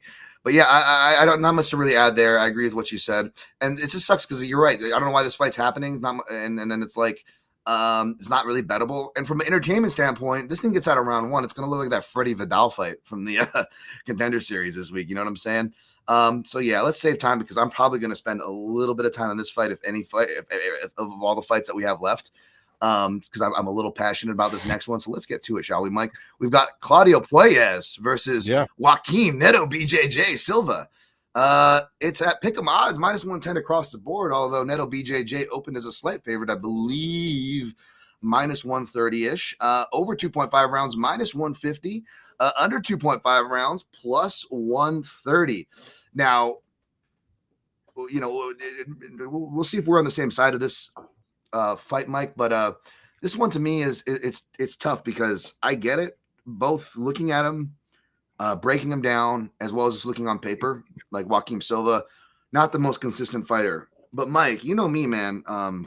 I don't know, man. I mean, I can be an asshole or I can be too nice depending on who you're asking, I guess.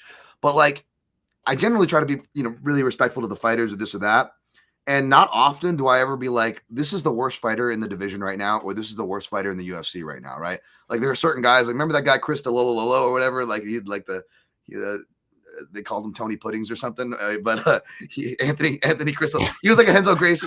Yeah, he was a Henzo Gracie Jr. black belt, but he was like a lightweight, but he had like a belly on him, you know? By the way, shout out to Antonio Banuelos, only guy with a beer belly at bantamweight. Remember that guy from the WEC? Yeah. Jesus, but yeah, not often do I say like this guy is like the worst. Claudio Puelles, not now, not in the last 5 years, but we're talking about the 2017s or 2018s or whenever when he first came on. he was easily the worst guy in the division for me.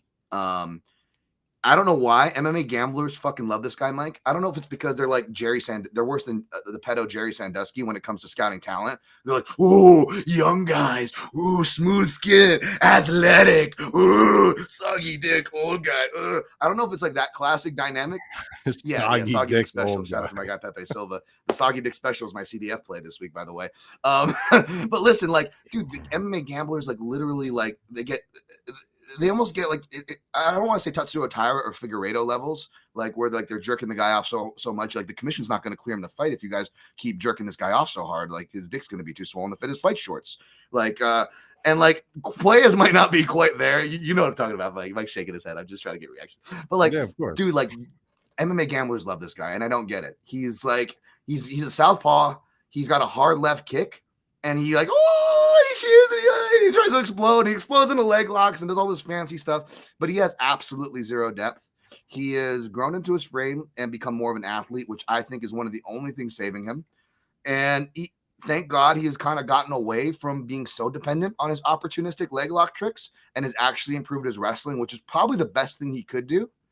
That being said, his wrestling is only so good, and you could tell it's only certain positions where it's like we talked about this last week. You saw this on Contender Series where guys can be a black belt in the heavier divisions, but they look like a turtle off their back more likely in the heavier divisions, right? And Puelles, it's not even that like he looks like completely different off his back than he does on top. There are positions where like that are positive positions that he looks completely lost in if it's like slightly out of his wheelhouse. In other words, like I wrote like what is it? I wrote just like, yeah, like Puelles, lack of depth, goes for RNCs that aren't there. Like submissions are his specialties. And this guy like is still going for rear naked chokes that clearly aren't there after like his 8th year in the UFC and shit. Like, well, what the hell is going on here? ZM tried to stone cold stunner him in the fight. Yeah. That ZM fight was like terrible too. When you look at it, like it shouldn't even have been a split. It should have probably been 30-27 ZM. And ZM looked awful. Like ZM was still trying to find his way in grappling exchanges. And say what you will about Neto BJJ. His takedown defense isn't as good as I thought it was. But you have to remember, it's a large sample size. He's faced way better wrestlers than Claudio Puelles and even some of the same ones. And when you actually go back and watch the tape, he actually has a really good get-up game, you know, outside of maybe like Reza Madadi selling out in round 1 to hold him down and like those control time positions in fights that he still went on to win a lot of those fights. He's got a really good get-up game. He's training with guys that go for the leg locks that are in the UFC that are more proven in that realm, like Thiago Moises, who I'm not particularly high on, but I'm higher on Moises than I am on Puelles. Training with, you know, southpaws and southpaw coaches like Gleason Tebow, the Khabib killer, Hercliano, Tebow gang, mount up. Where are you at, baby? Sorry, I had to piss off the Khabib people for a second. And I don't have anything against Khabib. I just love Tebow. But yeah, man, fucking give me Neto BJJ. Best body in all the UFC, baby. Best body. I got him at plus 100, Mike. I know I'm really passionate here. Am I too over the top on Puelles here? Or what are you seeing, Mike? No, but I might have to fight you on best physique in the UFC. Who we got? I mean, how do you overlook Edson Barboza? Edson's great, man. Edson's great. You know, a guy who beat that dude's got paper thin vascularity, dude. That's what's impressive to me. It's not so much the muscle bellies, but that dude's vascularity in his skin, it's paper thin. Like he's like an anatomy chart. They're both action figures, you know, from when we were kids, basically. yeah. As far as the fight, I agree with you, man. I do. I got to say, there's not much I have to add to it. I think that, you know, Puelles is, despite his, listen, you can't just pick up wrestling and that's it. Like these guys that have high pedigree wrestling, they've been wrestling their entire life, high school, you know, college, you know, junior college, whatever it is. You can't just, you know, have a Brazilian jiu-jitsu game and a couple fights prior flop into your back looking for leg locks. And then all of a sudden in 12, 24, 48 weeks, all of a sudden you're this high pedigree wrestler with all these different entries, all these different inside it just doesn't happen. It doesn't work that way because a lot of it's instinctual as well. You need to know when to shoot. You need to know when their hips are exposed. You need to read the, you know, body language of certain things. It's not just charging in on somebody and grabbing them and body locking them and taking them down. So like, I'm not buying so much into the wrestling. I think that he's probably gotten better because he realized like, okay, in order for me to get my ace of spades out of my pocket, I need to get this fight to the ground. But overall, he's not a guy that you can trust and say like, yeah, this guy, now his wrestling's good. No, it's not. His wrestling's not good. His wrestling is below average. And I think with with Joaquim Silva, this is a guy who is very explosive, still at 36 years old, has a lot of power. He's very athletic, to DT's comment before about his physique and his frame and stuff like that. But the thing that does concern me a little bit is that sometimes you can be too explosive. Sometimes, you can load up a little bit too much. You can get a little tired. You can start backing up, and you're giving this guy what he wants. And then ultimately, your wrestling doesn't need to be that good, because if you're tired and your bottom half isn't really supporting the foundation as much, all of a sudden takedowns become a little bit easier. You know what I mean? So that's concern for me. But I don't know. There's nothing about Puelles that I look at and I'm like, yeah. You know what I mean? But I understand what you're saying with that too. When you say with people like, they love betting on them and they love picking them, because you got to remember, there's a lot of things like, if you have a crazy highlight reel submission or a crazy highlight reel knockout, automatically people are at the water fountain at work talking about it. Then all of a sudden, like, bro, you believe how dangerous this guy is? Well, okay, that was a one and done. You know what I mean? And sure, he does some nice things, and sure, he's dangerous on the ground. If he gets a leg, your ass is going to be puckering. But at the end of the day, like, there's nothing about his game that really I'm super impressed with. It's not about Silva's game that I'm super impressed with either, but I just think he's a more explosive guy. And I think if somebody's going to find like a surprise mark in this fight where it's like a don't blink moment, it's going to be Silva. I will say, just to be fair, Silva, Neto BJJ, he's 2-2 against UFC level lefties. Now, the 2 wins are by knockout. He knocks out Andrew Holbrook early on, who's a southpaw, granted wasn't high level. And he also knocked out Jesse Ronson, which ain't nothing, by the way. Jesse Ronson, much better than his record indicates. Really good southpaw, and he found him with a knee. That was his most recent one, and the only one that Neto BJJ has been with American Top Team with. Before that, he was with Evalu Kautai, which you would think would be good at training fighters against southpaws, since they have southpaws. Everyone from a late-stage Vanderlei Silva to that Rafael Carvalho guy to we just mentioned him earlier, Francisco Massarreduba Trinaldo, all high-level accoladed southpaw strikers. That being said, again, even with that doesn't mean that a camp necessarily, back to my previous point, right, Mike? That doesn't mean a camp that knows how to train for the southpaws, even though they probably should. They've got so many high-level ones. Besides the point, I will say I didn't like Silva against southpaws because his 2 losses are by knockout. Now, again, they're 2 guys that I defend, like Ricky Glenn. People, you got knocked out by Ricky Glenn. Like, dude, Ricky Glenn is a violence king, dude. Do not underrate Ricky Glenn. Ricky Glenn has fallen off. Yeah, Joe Dirt. He's fallen off lately. And now, if you look at that was his last stand. That was probably his last stand. So even if it wasn't his last stand, he's not a visually eye-catching guy like a Puelles, right? So people aren't going to give Ricky Glenn the credit, but real ones know. Dude, Ricky Glenn has some mean finishing prowess, underrated. Again, some of my best picks that didn't cash, which is terrible, but maybe that's the stage I'm at, was picking. I was on a literal island. Nobody, as far as I could see, was picking Rick Glenn against Grant Dawson. And yeah, he got a deserved draw and would have won that fight. Arguably should have won that fight if the judges were sticking to the damage arguments. And again, I might have lost the bet, but ain't nobody was calling me crazy after that. So yeah, Ricky Glenn was a real one, man. And so he catches him early. And then of course the other one was who was it? Freaking Nasrat Hakparas. And again, say what you will about Hakparas, who's gotten some BS wins as of late, but has also made some improvements and is kind of finally coming into his own. That one didn't age too terribly either. But the point is that Joaquim Silva is a guy, if you look at his fights, orthodox, conventional southpaw, early in his career, mid, later. The common thread is, I don't know if it's a southpaw thing, Mike, so much, even though he doesn't look great against him, trying to be fair here, so much as he's a guy who can get caught early. And even though he's a muscly guy who, everyone tends to do the Rogan stereotype with those guys, he actually gets better as the fight goes on, Neto BJJ. So I just want to bring that up, that if he is going to lose his fight, you want to speak about fluke wins. I hate saying it, but Claudio Puelles has had himself some fluky wins. So that is certainly on the table. I just want to play devil's advocate and put that out there. Yeah, 100%. I'm gonna be strong. I got to keep that same energy right the other way. Let's kick out the last of these pretty fast, shall we? Tatiana Suarez versus Amanda Lemos. This fight deserves a better placement and better time, but here it is in the prelims. We've got Suarez minus 525, Lemos plus 360, over 2.5 plus 118, under 2.5 minus 138. I'll just say this real quick. I have never felt more stupider in picks recently, Mike, than picking Tatiana Suarez versus Zhang Weili. Like, I talk about like the the betting, oh, MMA gambling Twitter hates me. They're gonna pick on me for this. They're gonna give me shit, and I deserve it. Whatever. Yeah.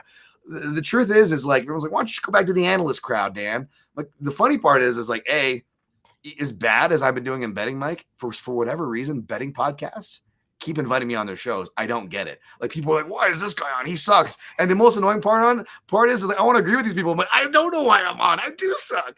But meanwhile, like. On the analysis side of things, like I never get invites to those anymore, and it's not like it's just coincidence. It's not anything ill will. However, I will say this though, man, even the analysis crowd probably made me feel the most stupidest for picking Tatiana Suarez over Zhang Weili. Wow, a lot of people wasn't that did. Again, back to my point. Back to my previous point where I'm saying one of my most annoying things is when fights are like. Not only are they close, but you are arguably justified on making arguments for either side. But if we see this happen all the time. I'm preaching to the choir with you, Mike. But like, of course, after the fight, everyone's like, "Oh, I can't believe anybody picked this side," or something. It's that classic. It's that classic thing. Of course, yeah. Or they just go silent. Exactly. So that was kind of it. And you know what? To be fair though, I felt so stupid because it was one of those fights where. Whether you want to chalk it up to a bad performance from Suarez or a good performance from Zhang Weili, the truth is it was arguably both those things, right? You don't take away credit from Zhang Weili and her greatness, and also it wasn't a great showing by Tatiana Suarez. She definitely had some things exposed there, right? So for me, this is a clear dog or pass spot. However, I will say if you wanted to sharpshoot, at the same time, I'm still going to be picking Suarez here, Mike. That being said, and I do feel like. Maybe because I've hit this with Suarez before, but her round 2 and submission props have been made me some money in the past, and I feel like that is the one path if you wanted to get cheeky with the Suarez side. Otherwise, this is dog or pass all day. What do you got, Mike? Yeah, it's funny because I wasn't going to bring the Weili fight up. I was just going to bring up the loss, but I actually was one of the people that did pick Weili to win the fight. And the reason why is because Tatiana Suarez, when you're looking at a girl like this with this, because you got to remember, let's think about all the wrestling in women's MMA. Anybody who has good wrestling or sufficient wrestling ultimately does well. Look at Carla Esparza. Outside of her wrestling, like what really was she? But she had the ability to take the fight to the ground and get on top of you and just kind of lay there. And if you have wrestling in female MMA, you tend to do well. Like that's just really the fact of it, or if you just dedicate yourself to it. Like Carla Esparza would box with you a little bit, but then she knew like my bread and butter is I'm going to take you to the ground, and that's how she won a lot of her fights. And she became a champion that way. And I don't think Carla Esparza was like considered like a great champion. I just think she had a path to victory that a lot of the girls didn't have. Then you bring Tatiana Suarez into the mix now, and you're like, this girl has Carla Esparza wrestling times 30. This girl's as a top of the food chain with her wrestling and stuff like that. But when you look at the overall spectrum of her game, I was like, well, yeah, she's got great wrestling, but that's kind of where it ends. Like her striking's not that great. We don't know how durable she is. All the injuries that she's been plagued with. You don't know how her psyche is, and now she's going against this machine who is so well-rounded. He's got Brazilian jiu-jitsu, he's got wrestling, got good striking, extremely athletic. I said, I got to side with Weili here, but that's bringing into this fight now what I'm bringing into the fight when you come off a loss. Like, we have to see her bounce back from this loss now. Like, it's been easy treading for her when it comes to her fight, not her life, but her fights, because she's had a tough life coming back from all these injuries and stuff like that. And she's shown resilience, and it's amazing what Tatiana Suarez has been able to do, with her career after all the setbacks. But when I look at this fight for her, it's like I do question that. I question, how is she going to bounce back from this? How is her body holding up? We don't know that either. Like, is she holding together? But then I look at Amanda Lemos and I'm like, people are sleeping on her a little bit. Like, despite like her takedown defense can be a little, murky and stuff like that. Like, overall, if she keeps this fight on the feet, if she could figure out how to keep this fight on the feet, this girl's got some violent exchanges. Like, she's got some very stiff exchanges. She hits with violence. She hits with authority. Like, she's a tough. She's very, like, Amanda Lemos, despite what she is and despite how she's been looking spotty in her last couple of fights, this ain't some girl that like people should just be locking and loaded Tatiana Suarez into their parlays. Like, this is a lock. This is not a lock, this fight, because you need to come with your A game to beat somebody like Lemos. Because if you come sleeping a little bit, And, you know, for some apparent reason, this girl's takedown defense, she's staying away from you and she's keeping you at the end with her jabs and she starts tagging you up a little bit. We don't know what we're going to see with Suarez as far as like, you know, is this nightmare going to crawl back again? Like, you know what I mean? Is this nightmare going to crawl back again? Is Lemos going to, you know, maybe later on the fight, maybe in the third round, you know, start sticking her with some serious volume and some serious power, maybe gashes her with a fucking elbow. You know what I mean? You know, you don't know, you know, so I'm on your boat, man. I'm picking Suarez here, but I'm telling you right now, like, this is not a wash, dude. Like if Amanda Lemos comes in shape, ready to go, understanding what she's up against, understanding her blueprint, she could cause some fucking havoc in there against Suarez. So I'm very cautious with this fight, but I am going to pick we got Suarez. 5 minutes to go as far as the Fight Network time frame. So let's see if we can get these last fights in under 5 minutes before we push on them. Got to at least give you the southpaw stats real quick. Amanda Lemos 1-0 against UFC level lefties. Montserrat Ruiz, who we're about to talk about. Suarez, even though Lemos list yourself as a southpaw, primarily fights orthodox, I still gave you the stats nonetheless because it's what I do. She's 0-0 though, with only a 1-0 exhibition win over a UFC level lefty. That was JJ Aldridge over her tough stint, which was by submission. So let's go to this next fight. We got Jesus Aguilar versus Luis Gurule. Gurule is your favorite, -220. Comeback on Jesus Aguilar, +180. Over 2.5 rounds, -165, under 2.5, +145. I'll just say about this, Gurule is my other parlay. So I got Gordon and Lopez Silva over 2.5 rounds at +136. I played 1.5 units. Again, that's what I didn't finish that point earlier. The reason why I didn't play 1.6 for the over 2.5 straight up, which is more than reason to play in the main event, is because I'm like, you know what? Why, if I'm only going to get a unit back, why not expose the same and get a little more than that? So I added Gordon to that. And then I also used Gordon, which probably dooms Gordon this weekend. The double G parlay, not triple G, double G. Gordon and Gurule +116, 1.5 units there. I don't know if it's by a low spot because now he's up at over 2-1 for Gurule, but I still believe in Gurule, even though he's a guy who can get stung in matchups early. I don't think it's quite as much of a possibility with Jesus Aguilar. But Mike, what do you have? Obviously, I got Gurule here. What do you got? Yeah, I'm gonna go quick fire with these because you said we only have a couple minutes left. So, you know, I just think the size is going to be the difference here. Like you said it perfectly. Like Gurule can be stung, but I just don't think. I think Aguilar is going to be a little bit undersized here in this fight, and I think ultimately that's going to rear its head. So I'm 100%. Also, Aguilar, one of the few flyweights who makes bonehead decisions, like going for submissions that aren't there, like Puelles. Let's go to the next fight. Yeah. Last southpaw stat on the card too. Zach Reese versus Sedriques Dumas. This is a senseless fight, a stupid fight. It's already been booked. We've already been broken it down once, so we'll go quick. Zach Reese -250. Cedric Dumas. For Sedriques Dumas +200, over 1.5, +145, under 1.5, -165. Probably going under here. I'm going to take Zach Reese. Dumas 0-1 against UFC level lefties. Oleg Zajek, although he did technically face a lefty on Dana White Contender Series, that was a nobody and a know-nothing fight. But yeah, give me Zach Reese here.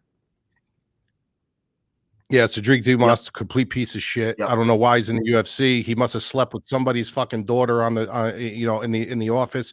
Give me Zach Reese to send him to the fucking shadow round, please. If there's any karma up there, send this guy to the fucking shadow round. 100%. Next fight, another easy one to break down with a short notice replacement. Alessandro Costa, of course, he was supposed to face somebody else on this card, but now he faces Alden Correa, who's 10-3. Correa +300 underdog, -400 Alessandro Costa, over 2.5 rounds, +100, under 2.5 rounds, -120. I think that actually could be a deal on the under right there because you get equity in case of an upset. But Alessandro Costa, a dangerous guy to play, to choose Parker, so to speak, because you don't know if he's going to sub or get the TKO. So you could get burned there. I suggest going the under. Give me Costa. What do you got, Mike? Yeah, I got the same thing. I think Costa has a really good chance to finish this one under. You said over or under? Yeah, I agree with you there. I'm going to take Costa definitely inside. This is, like I said, this is a great point. I was going to bring that up if I would have got long-winded, but it's just hard to as far as prop-wise, to do KO or submission. So you either go inside the distance with him or absolutely you take 100%. Women's MMA fight. Do we get the CF dot model in check? We'll see. We got Alice Pereira versus Montserrat Ruiz, who we just referenced, the southpaw. Pereira, of course, or Montserrat Rendon. I'm sorry, I got the wrong fighter. That's why she's not on the southpaw list, because she's not a southpaw. +130 for Rendon, -155 for Pereira. Pereira, I'm probably going to go with Rendon just because she's the dog, because Pereira, from what I did see, she had some fraudulent competition. And yeah, either way, this is not a fight to put any stock into, regardless which side you got. Mike, what do you got? Yeah, I'm going the other way. I'm going with Pineda. I like her style. I like what she has done, but I just hope the UFC is doing the right thing here because they've done it so many times with ruining these young fighters. You got to remember, guys, she's only 19 years old.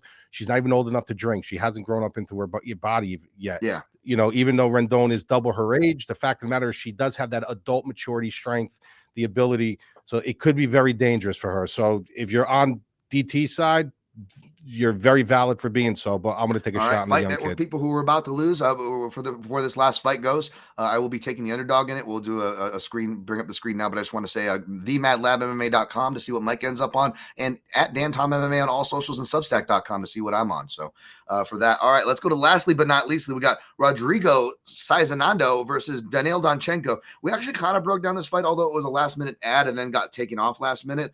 I didn't have a ton of time to look at Danchenko, although I actually did. I thought it was going to be closer to pick 'em odds. They're taking Danchenko. He's more impressive on paper, very big, athletic, some really good takedowns and stuff.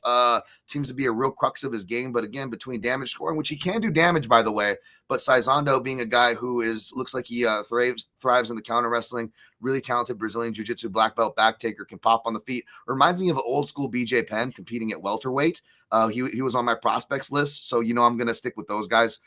Even though he's a decent sized dog, not a big dog, but a decent sized dog, I'm going to pick him again, not rushing to the window to play him. I think this is a wait and see, regardless of the side you like. But Mike, what side do you like?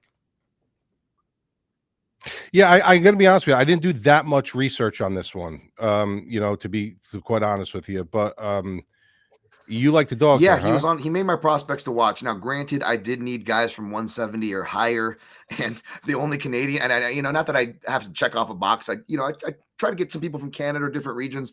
And there's a Brazilian was the only one that popped up for Canada.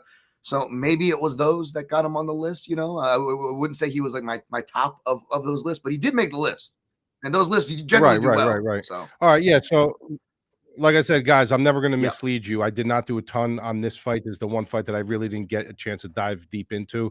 But as of right now, I'm gonna lean with my boy's commentary and his analysis, and I'm gonna go again with the dog as check well. out Madlab at Madlab MMA, the madlabmma.com to see where he ends up, and to be honest, where you should probably be going too. All right. So with that being said, before we recap our picks and plays, let's get the Benji Boy Dog of the Week, the Dayton Dog of the Week. We'll straighten out the bet, of course, as we set the bet for this week, Mike. Are we still on a time constraint? We passed it already, so I guess we can slow down. We already hit the 1:30 for that is. So all right, because I do want to do whenever you want, sometime at some point, I do want to give a couple thoughts on the Canelo fight. Count me as one of them. Okay, first let's go with the Dayton Dog of the Week. So we like to keep that as a surprise. At least I do. I like being surprised with this every week, and I'm real curious with. Let me see if I can guess where Dayton's going to go with. I'm going to guess that Dayton went with. I'm going to guess that he might be on the top of the card with us. Diego Lopes. All right, don't tell me yet, Dayton. Let me look and see something real quick. I'm going to see if I can see where your head's at. I'm going to say that Dayton's going. I'll be very disappointed if he goes here, but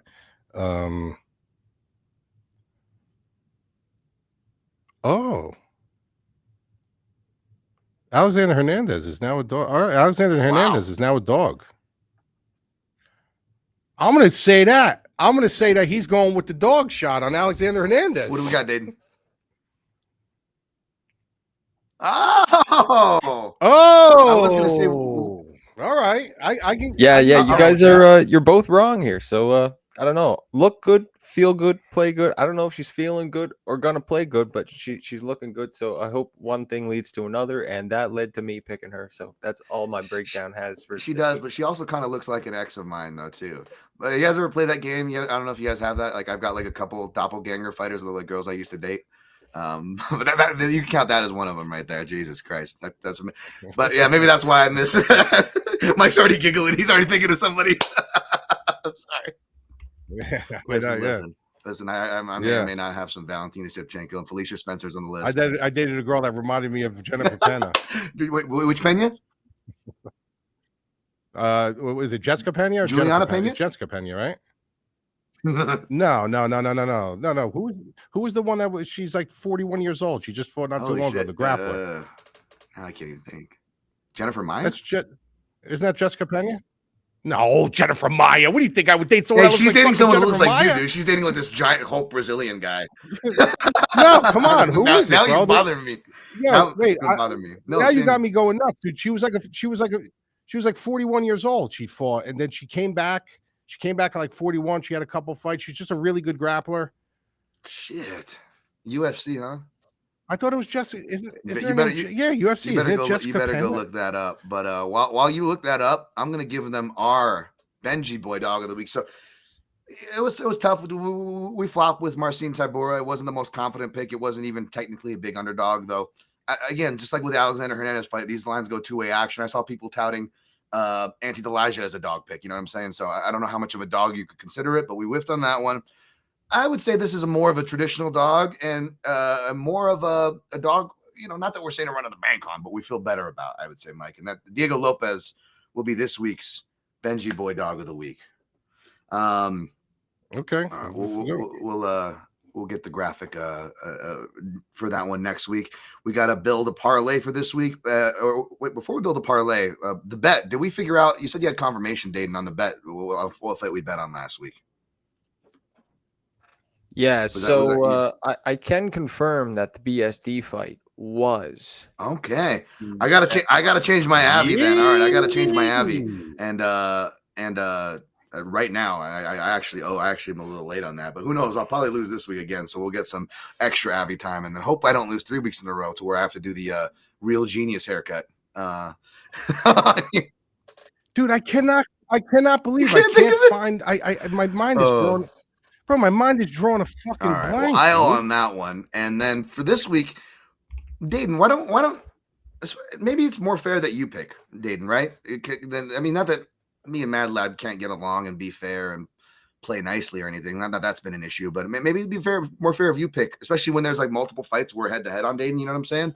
I did suggest the Alexander Hernandez Diego Ferreira fight just because there's just, you know, we're both pretty passionate about that one, but yeah, bro, it's Jessica Pena. Oh, Jessica Pena. Oh, Pena was throwing me off. Pena. Okay, yeah. Oh, yeah. It was Jessica Pena. I did have a girlfriend years ago that did remind me of her when she had makeup on, not when she fucking came in looking like Bruce Smith. I was gonna say I think I dated a chick that reminded me of her too, but maybe it was because of the age. All right. So what do you want to do? What are we doing now? We got we're going head to head on CDF and Hernandez. Does that sound good, Dayton and Mike? Is that what you guys think we should do? Yeah. Let's do that because it's pretty even odds. That'll be our drink bet. Dayton, that's gonna be your responsibility going forward. As far I know it's another one, but it's a small one. You gotta help us pick the bet, okay? Sounds good. You gotta be the official word from that. And then for this week's dog or pass parlay, Mike, we got dogs that we align with. I think even more than one. So I don't know if you want to, you know, we already got the Benji Boy dog of the week, and that's a big dog. And we're not like telling him to run to the bank. So I wouldn't blame us if we didn't want to put Diego Lopes in. But what are your thoughts here? Are you on Font or are you on Martinez? Man. I think that's the reasonable line. I think we should have Font in there. That's a good value line for a favorite line. All right, we'll throw Font in there. I don't blame you. Are you on Gastelum? Despite your reservations on Gordon, I'd rather have Gordon than Gastelum for those prices since they're similar price tags. We're talking 2-1 favorites. Who do I like more? But we can keep Gastelum on the table because it's not. All right, so let's go Gordon. We'll throw Gordon in there. We're at plus 147. We'll stay away from Hernandez Ferreira, obviously. We both like Quang Lee. Yeah, we could throw that in there. That's plus 114. That's that way plus we got some action on him, and I know me and you are both picking him, but we're not like running the window to put like a big straight play on him or anything like that. So should we throw Zach Reese in there just on principle to beat the woman beater? Zach Reese in there. He's been training at my like home gyms between Bang Tao, Muay Thai, and Extreme Couture MMA. So there's a lot of bias in there for me, I guess. Plus 652. Okay. And that's how many? That's 4 legs already. That's 4. Well, let's go for another 5-legger because we did 5 legs last week and we like plus 700 as our minimum, right?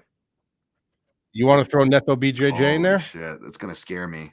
It's gonna That's scare me. dangerous. Dude. These are all dangerous. I mean, we're taking Lee, we're taking Gordon, we're taking. Well, Font, if we're going since we're already at 5 legs and we're only trying to get.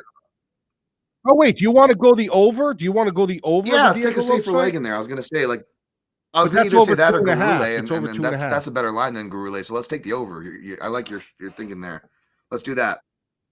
It's not over 1.5 though. It's over 2. That's what I have in my parlay, which is fine. I have over 2.5 in my parlay. I like that. I'm sticking to my count. I feel better about my over read than I do about a side. If that makes any sense, Mike, because of the counter striking read. All right, yeah. So we're sitting at plus a little over plus 1,100. We got Diego Lopes over 2.5. Rob Font, Jared Gordon, Quang Lee, and Zach Reese. That's paying over 1,100. Reese, Lee, Gordon, Font, and then main event Lopez Silva over 2.5. I just wrote that in the wrong slot, but fuck it. At least I wrote it down, eh? All right, folks, that's what's going to be for the Dogger Pass parlay this week. Now we'll recap from the top from Picks and Plays, but real quick before I do that, I just want to say that I think that the fight, not only do I like the overs, Mike, I forgot to say this. I actually think the fight goes to decision, and you're getting plus 400 one way or plus 700 the other way, which is the Lopez way. Those are big numbers, basically what I'm talking about. So you're looking at fight goes to decision's a big number, fight by split decision, or like what I'm going to do is I'm probably going to sprinkle Lopez by decision at plus 700 in a round robin, because if he is able to get to his wrestling and grappling but can't finish Silva, he just banks 2 or 3 of the 5 rounds with back control, right, and more volume out there. And so in a round robin, that's not a lot of exposure to potentially gain a lot. So I also got that parlayed the over with Gordon plus 136 1.5, Gordon Gurule plus 116 1.5. I got Neto BJJ at plus 100 1 unit, CDF plus 120. Opposite of Mike, we're going head to head there 1 unit. Got Lopez at plus 225 at 1 unit, which was good in hindsight because the number didn't last long. We weren't alone in our thinking. Now, Mike, let's recap it from top to bottom, and then I'll kick it to you to close out with some Canelo thoughts on where they can find your plays for this weekend. Sound good? All right. We are both taking Lopez over Silva. We are both taking Font over Martinez. I might pull the trigger on Font if it gets any lower, I swear. We are both taking Jared Gordon with different confidence levels, granted, over half a Garcia. We're both taking Gastelum with some hesitation in tow, granted, against Stoltzfus. We are head-to-head. This will be the head-to-head bet of the week. Mike's got Hernandez. I got CDF, old Brazilian dogs. You know me. We're both taking now dog by closing lines. Looks like he'll be Quang Lee over the newcomer short notice replacement Santiago Luna. We are both taking Todorović over Medina in a fight that makes no sense. We both like Silva over Puelles, and agree with the opening line there. Safe to say. We both like Suarez over Lemos, but we are not in a rush to even touch that fight. We are both like Gurule over Aguilar. We both definitely like Reese over Dumas. We both like Costa over Correa. We could be tentatively split. Who knows? I could end up taking the Pereira side, but I'm on the fence on Pereira Rendon. Mike leaning toward Pereira, but he's not telling you to go to the bank on that one, or obviously for that kind of a fight. Mike tentatively on the fence on this one with the Saizando Donchenko, so I won't put any words in his mouth. I will take Saizando as a dog, although I will not be playing him. Mike, anything to add? What are your thoughts on this weekend for boxing? Where can they find you, buddy? Yeah, so you guys can go to the madlabmma.com. We do a this week is kind of like a promo, but not a promo. We're giving away everything kind of for free if you're a member. I mean, this is something that we don't believe in upcharging people, betting guides and charging you for this, charging you for that. If you're a member of our community, you're getting whatever we have. So we're one of the only, I think the only community that does full bore boxing. So you're getting that with your MMA membership. We also have 7 guys on staff doing football. So every week you're getting full DFS, you're getting wagers in our Discord, you're getting all our DFS content for football absolutely free as long as you're a member. So that's a limited time right now with NFL that we're giving this away. So you're getting all this for just the price of being a member of our site. We don't upcharge or nothing like that. We just want good people in our community. But with this fight, I want to be transparent with you guys and honest with you, because with social media today and technology today and everyone pushing this agenda, you guys see where boxing is going. And you're talking to somebody who's a boxing purist since I was born. I come from a boxing family. I've lived and breathed boxing my whole life. And, you know, when you see the stage of boxing today, I'm not too ashamed to say I don't like where it's been going as far as with the misfits boxing and all this other thing. But what's happening is they're seeing the money that's being generated. You're seeing the matchroom boxing, the top ranked boxing, the zone, all these people seeing these misfit boxing. They're getting 40 million a fight. They're getting 20 million a fight. So I want a slice of this pie. So although that this fight is being glamorized as this huge, like one of the best fights of the decade, one of the best fights, it's not. Guys, it's not. This fight should not be happening, number one. And I'm being completely transparent with you. If you guys want my full report on this, I do a complete 1 hour breakdown on this fight from top to bottom. Callum Walsh and Fernando Vargas Jr., great fight going to be on there. There's another fight on there that's very intriguing to me that I'll be breaking down. So you can get all that there. But I just want to fill you guys' heads with a little bit of knowledge with this. The fight that should be happening is Canelo Alvarez versus David Benavidez. Yeah. That's the fight that real boxing purists want to see. Okay, this is a kid who's been clamoring for this fight for a very long time. He was actually a mandatory of Canelo at one point, and he still never fought him. That's the fight that Canelo has been avoiding. Yep. He's been avoiding the David Morrells. He's been avoiding the David Benavidez's. So now what does he see? He sees a name. He sees the guy in Bud Crawford, who, yes, in my opinion, he's probably the best pound-for-pound fighter right now. What's the caveat here, Mike? What is the caveat? The caveat is he's 3 weight divisions below him. This is a natural welterweight coming up to fight a super middleweight. You know what I mean? So, like, people aren't really talking about that so much. You're talking about Bud Crawford, Canelo Alvarez, great fight. Fact of the matter is this is the way the weight division looks. You know, so you got to be very cautious with this fight because Canelo's not the guy that we've seen years ago.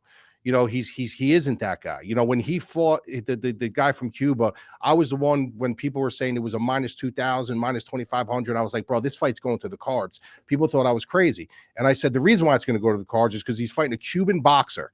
Cuban boxers run. Cuban boxers don't sit in the pocket and fight. Canelo knows that. So Canelo wanted a safe fight. Canelo wanted a guy that he can kind of chase down, that doesn't show him a lot of, pressure, add another, some money into his bank, get ready for another fight. So that's on Canelo, that he's coming. I want to fight people who fight. Well, you have a multi-million-dollar conglomerate going on. You don't think your camp knows that you're fighting a Cuban fighter that's not going to engage in? Of course they know. Same thing here now. Now he's going to try to fight a guy with the huge name of Bud Crawford and say, I got him on my resume, but people aren't looking at this guy's 3 weight divisions below him. This is unheard of that he's coming up to fight here. The caveat, though, with this is Bud Crawford can absolutely win this fight. I always was brought up, my grandfather, my uncle, my father, they always told me the boxer always beats the puncher. And although Canelo is a very good boxer, he's not the boxer of Bud Crawford. Bud Crawford is one of the best boxing minds I've seen in my time when it comes to his adjustments, his ability to fight both ways, his speed, the way he comes on late, the way he kind of, compartmentalizes his game plan. Like everything is very finely tuned with him, where Canelo seems to kind of sometimes coast and he does slow down the stretch. So my biggest question marks for you guys to think about, I mean, if you want to get my full breakdowns, you go to the site, but this is what you got to resonate with. You got to resonate with, can Bud Crawford take the body punishment of somebody like Canelo? He's never been hit like this before. Is he going to be able to deal with that body work? Is that going to slow him down? Is the size differential of him coming up in weight going to slow him down and take away his best attributes? Is he going to still have that same conditioning? Is he going to have the same speed and footwork? Like all this is going to be question marks going in for Crawford. The question marks on the Canelo side is he still that guy? Is he still as hungry? Is he going to be able to find Bud Crawford in there? Like he's going to have to find him in there. Bud Crawford is a very slick boxer. He's going to be able to find it. Is he going to be able to match his hand speed? And down the stretch, if this fight is close, Canelo's going to start losing traction. Canelo's got to jump out on him quick, and Canelo's not a quick starter. So these are all things that you got to factor in. So it makes it to be an intriguing fight because you're getting the best boxer pound for pound right now in Crawford taking on the beast going up. Now, when Canelo tried to do it, he lost to Bivol. But he tried to test his waters in a heavier division. Bivol beat him. Now Crawford's trying to do that with Canelo. So, both of these guys are getting each other at the wrong time. You know what I mean? I think this fight would have been better, obviously, if they were equal in weight, and it happened a couple of years ago. Both of these guys are, over the 35-year-old mark. So like they're kind of coming towards their decline. But I think there is more of a decline on the Canelo side than there is the Crawford side. Obviously more fights and more wear and tear. But when I look at this fight overall, if you're going to bet this fight, it really depends on the line, because you can get Canelo, at a certain price tag where maybe you'll never see him again. We're so used to seeing him at a -2,000, where even if you think Crawford's possibly going to win, there's not enough juice on the bone to take the dog, where you're like, wow, I can maybe get Canelo for -140. So even if you do pick Crawford, maybe you want to go on that side.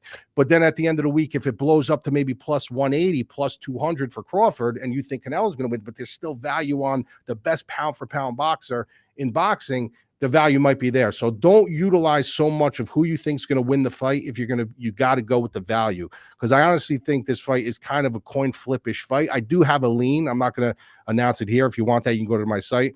But it's an intriguing fight to me. But the more intriguing fight to me is obviously Fernando Vargas versus Callum Walsh, two guys that are up and coming.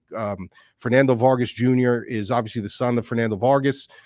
He's a little late in the game. I think now they got to push him. He's pushing 30 years old. Like, now's the time you got to push that prospect. Where Callum Walsh is a Dana White guy. I would have liked to maybe see, he could have fought Emilio, who's a lot younger.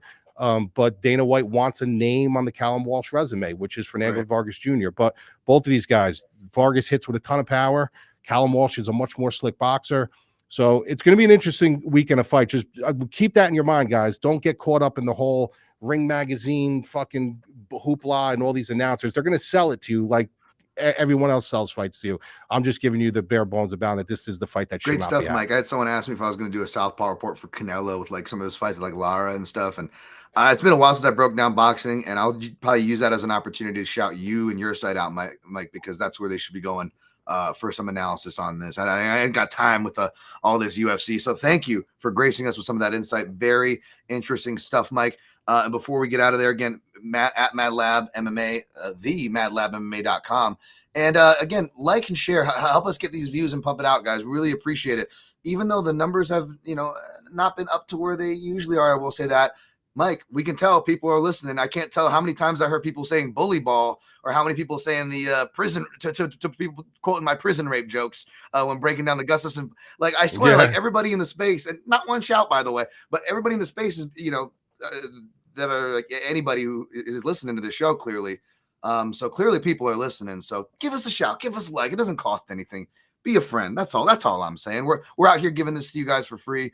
Wishing you the best as always. Thank you, Mike, for that. You can find me at Dan Tom MMA, at Dan Tom MMA on all social platforms. I don't know if I can afford to do the round robin this week, but I will definitely put one out for you guys regardless. As per usual in the YouTube comments, keep an eye out for that, and I'll put it on my Substack. I don't know if I'm going to do a big picks and plays thread this week, akin to the engagement note I made. Like, again, I'm getting like crazy.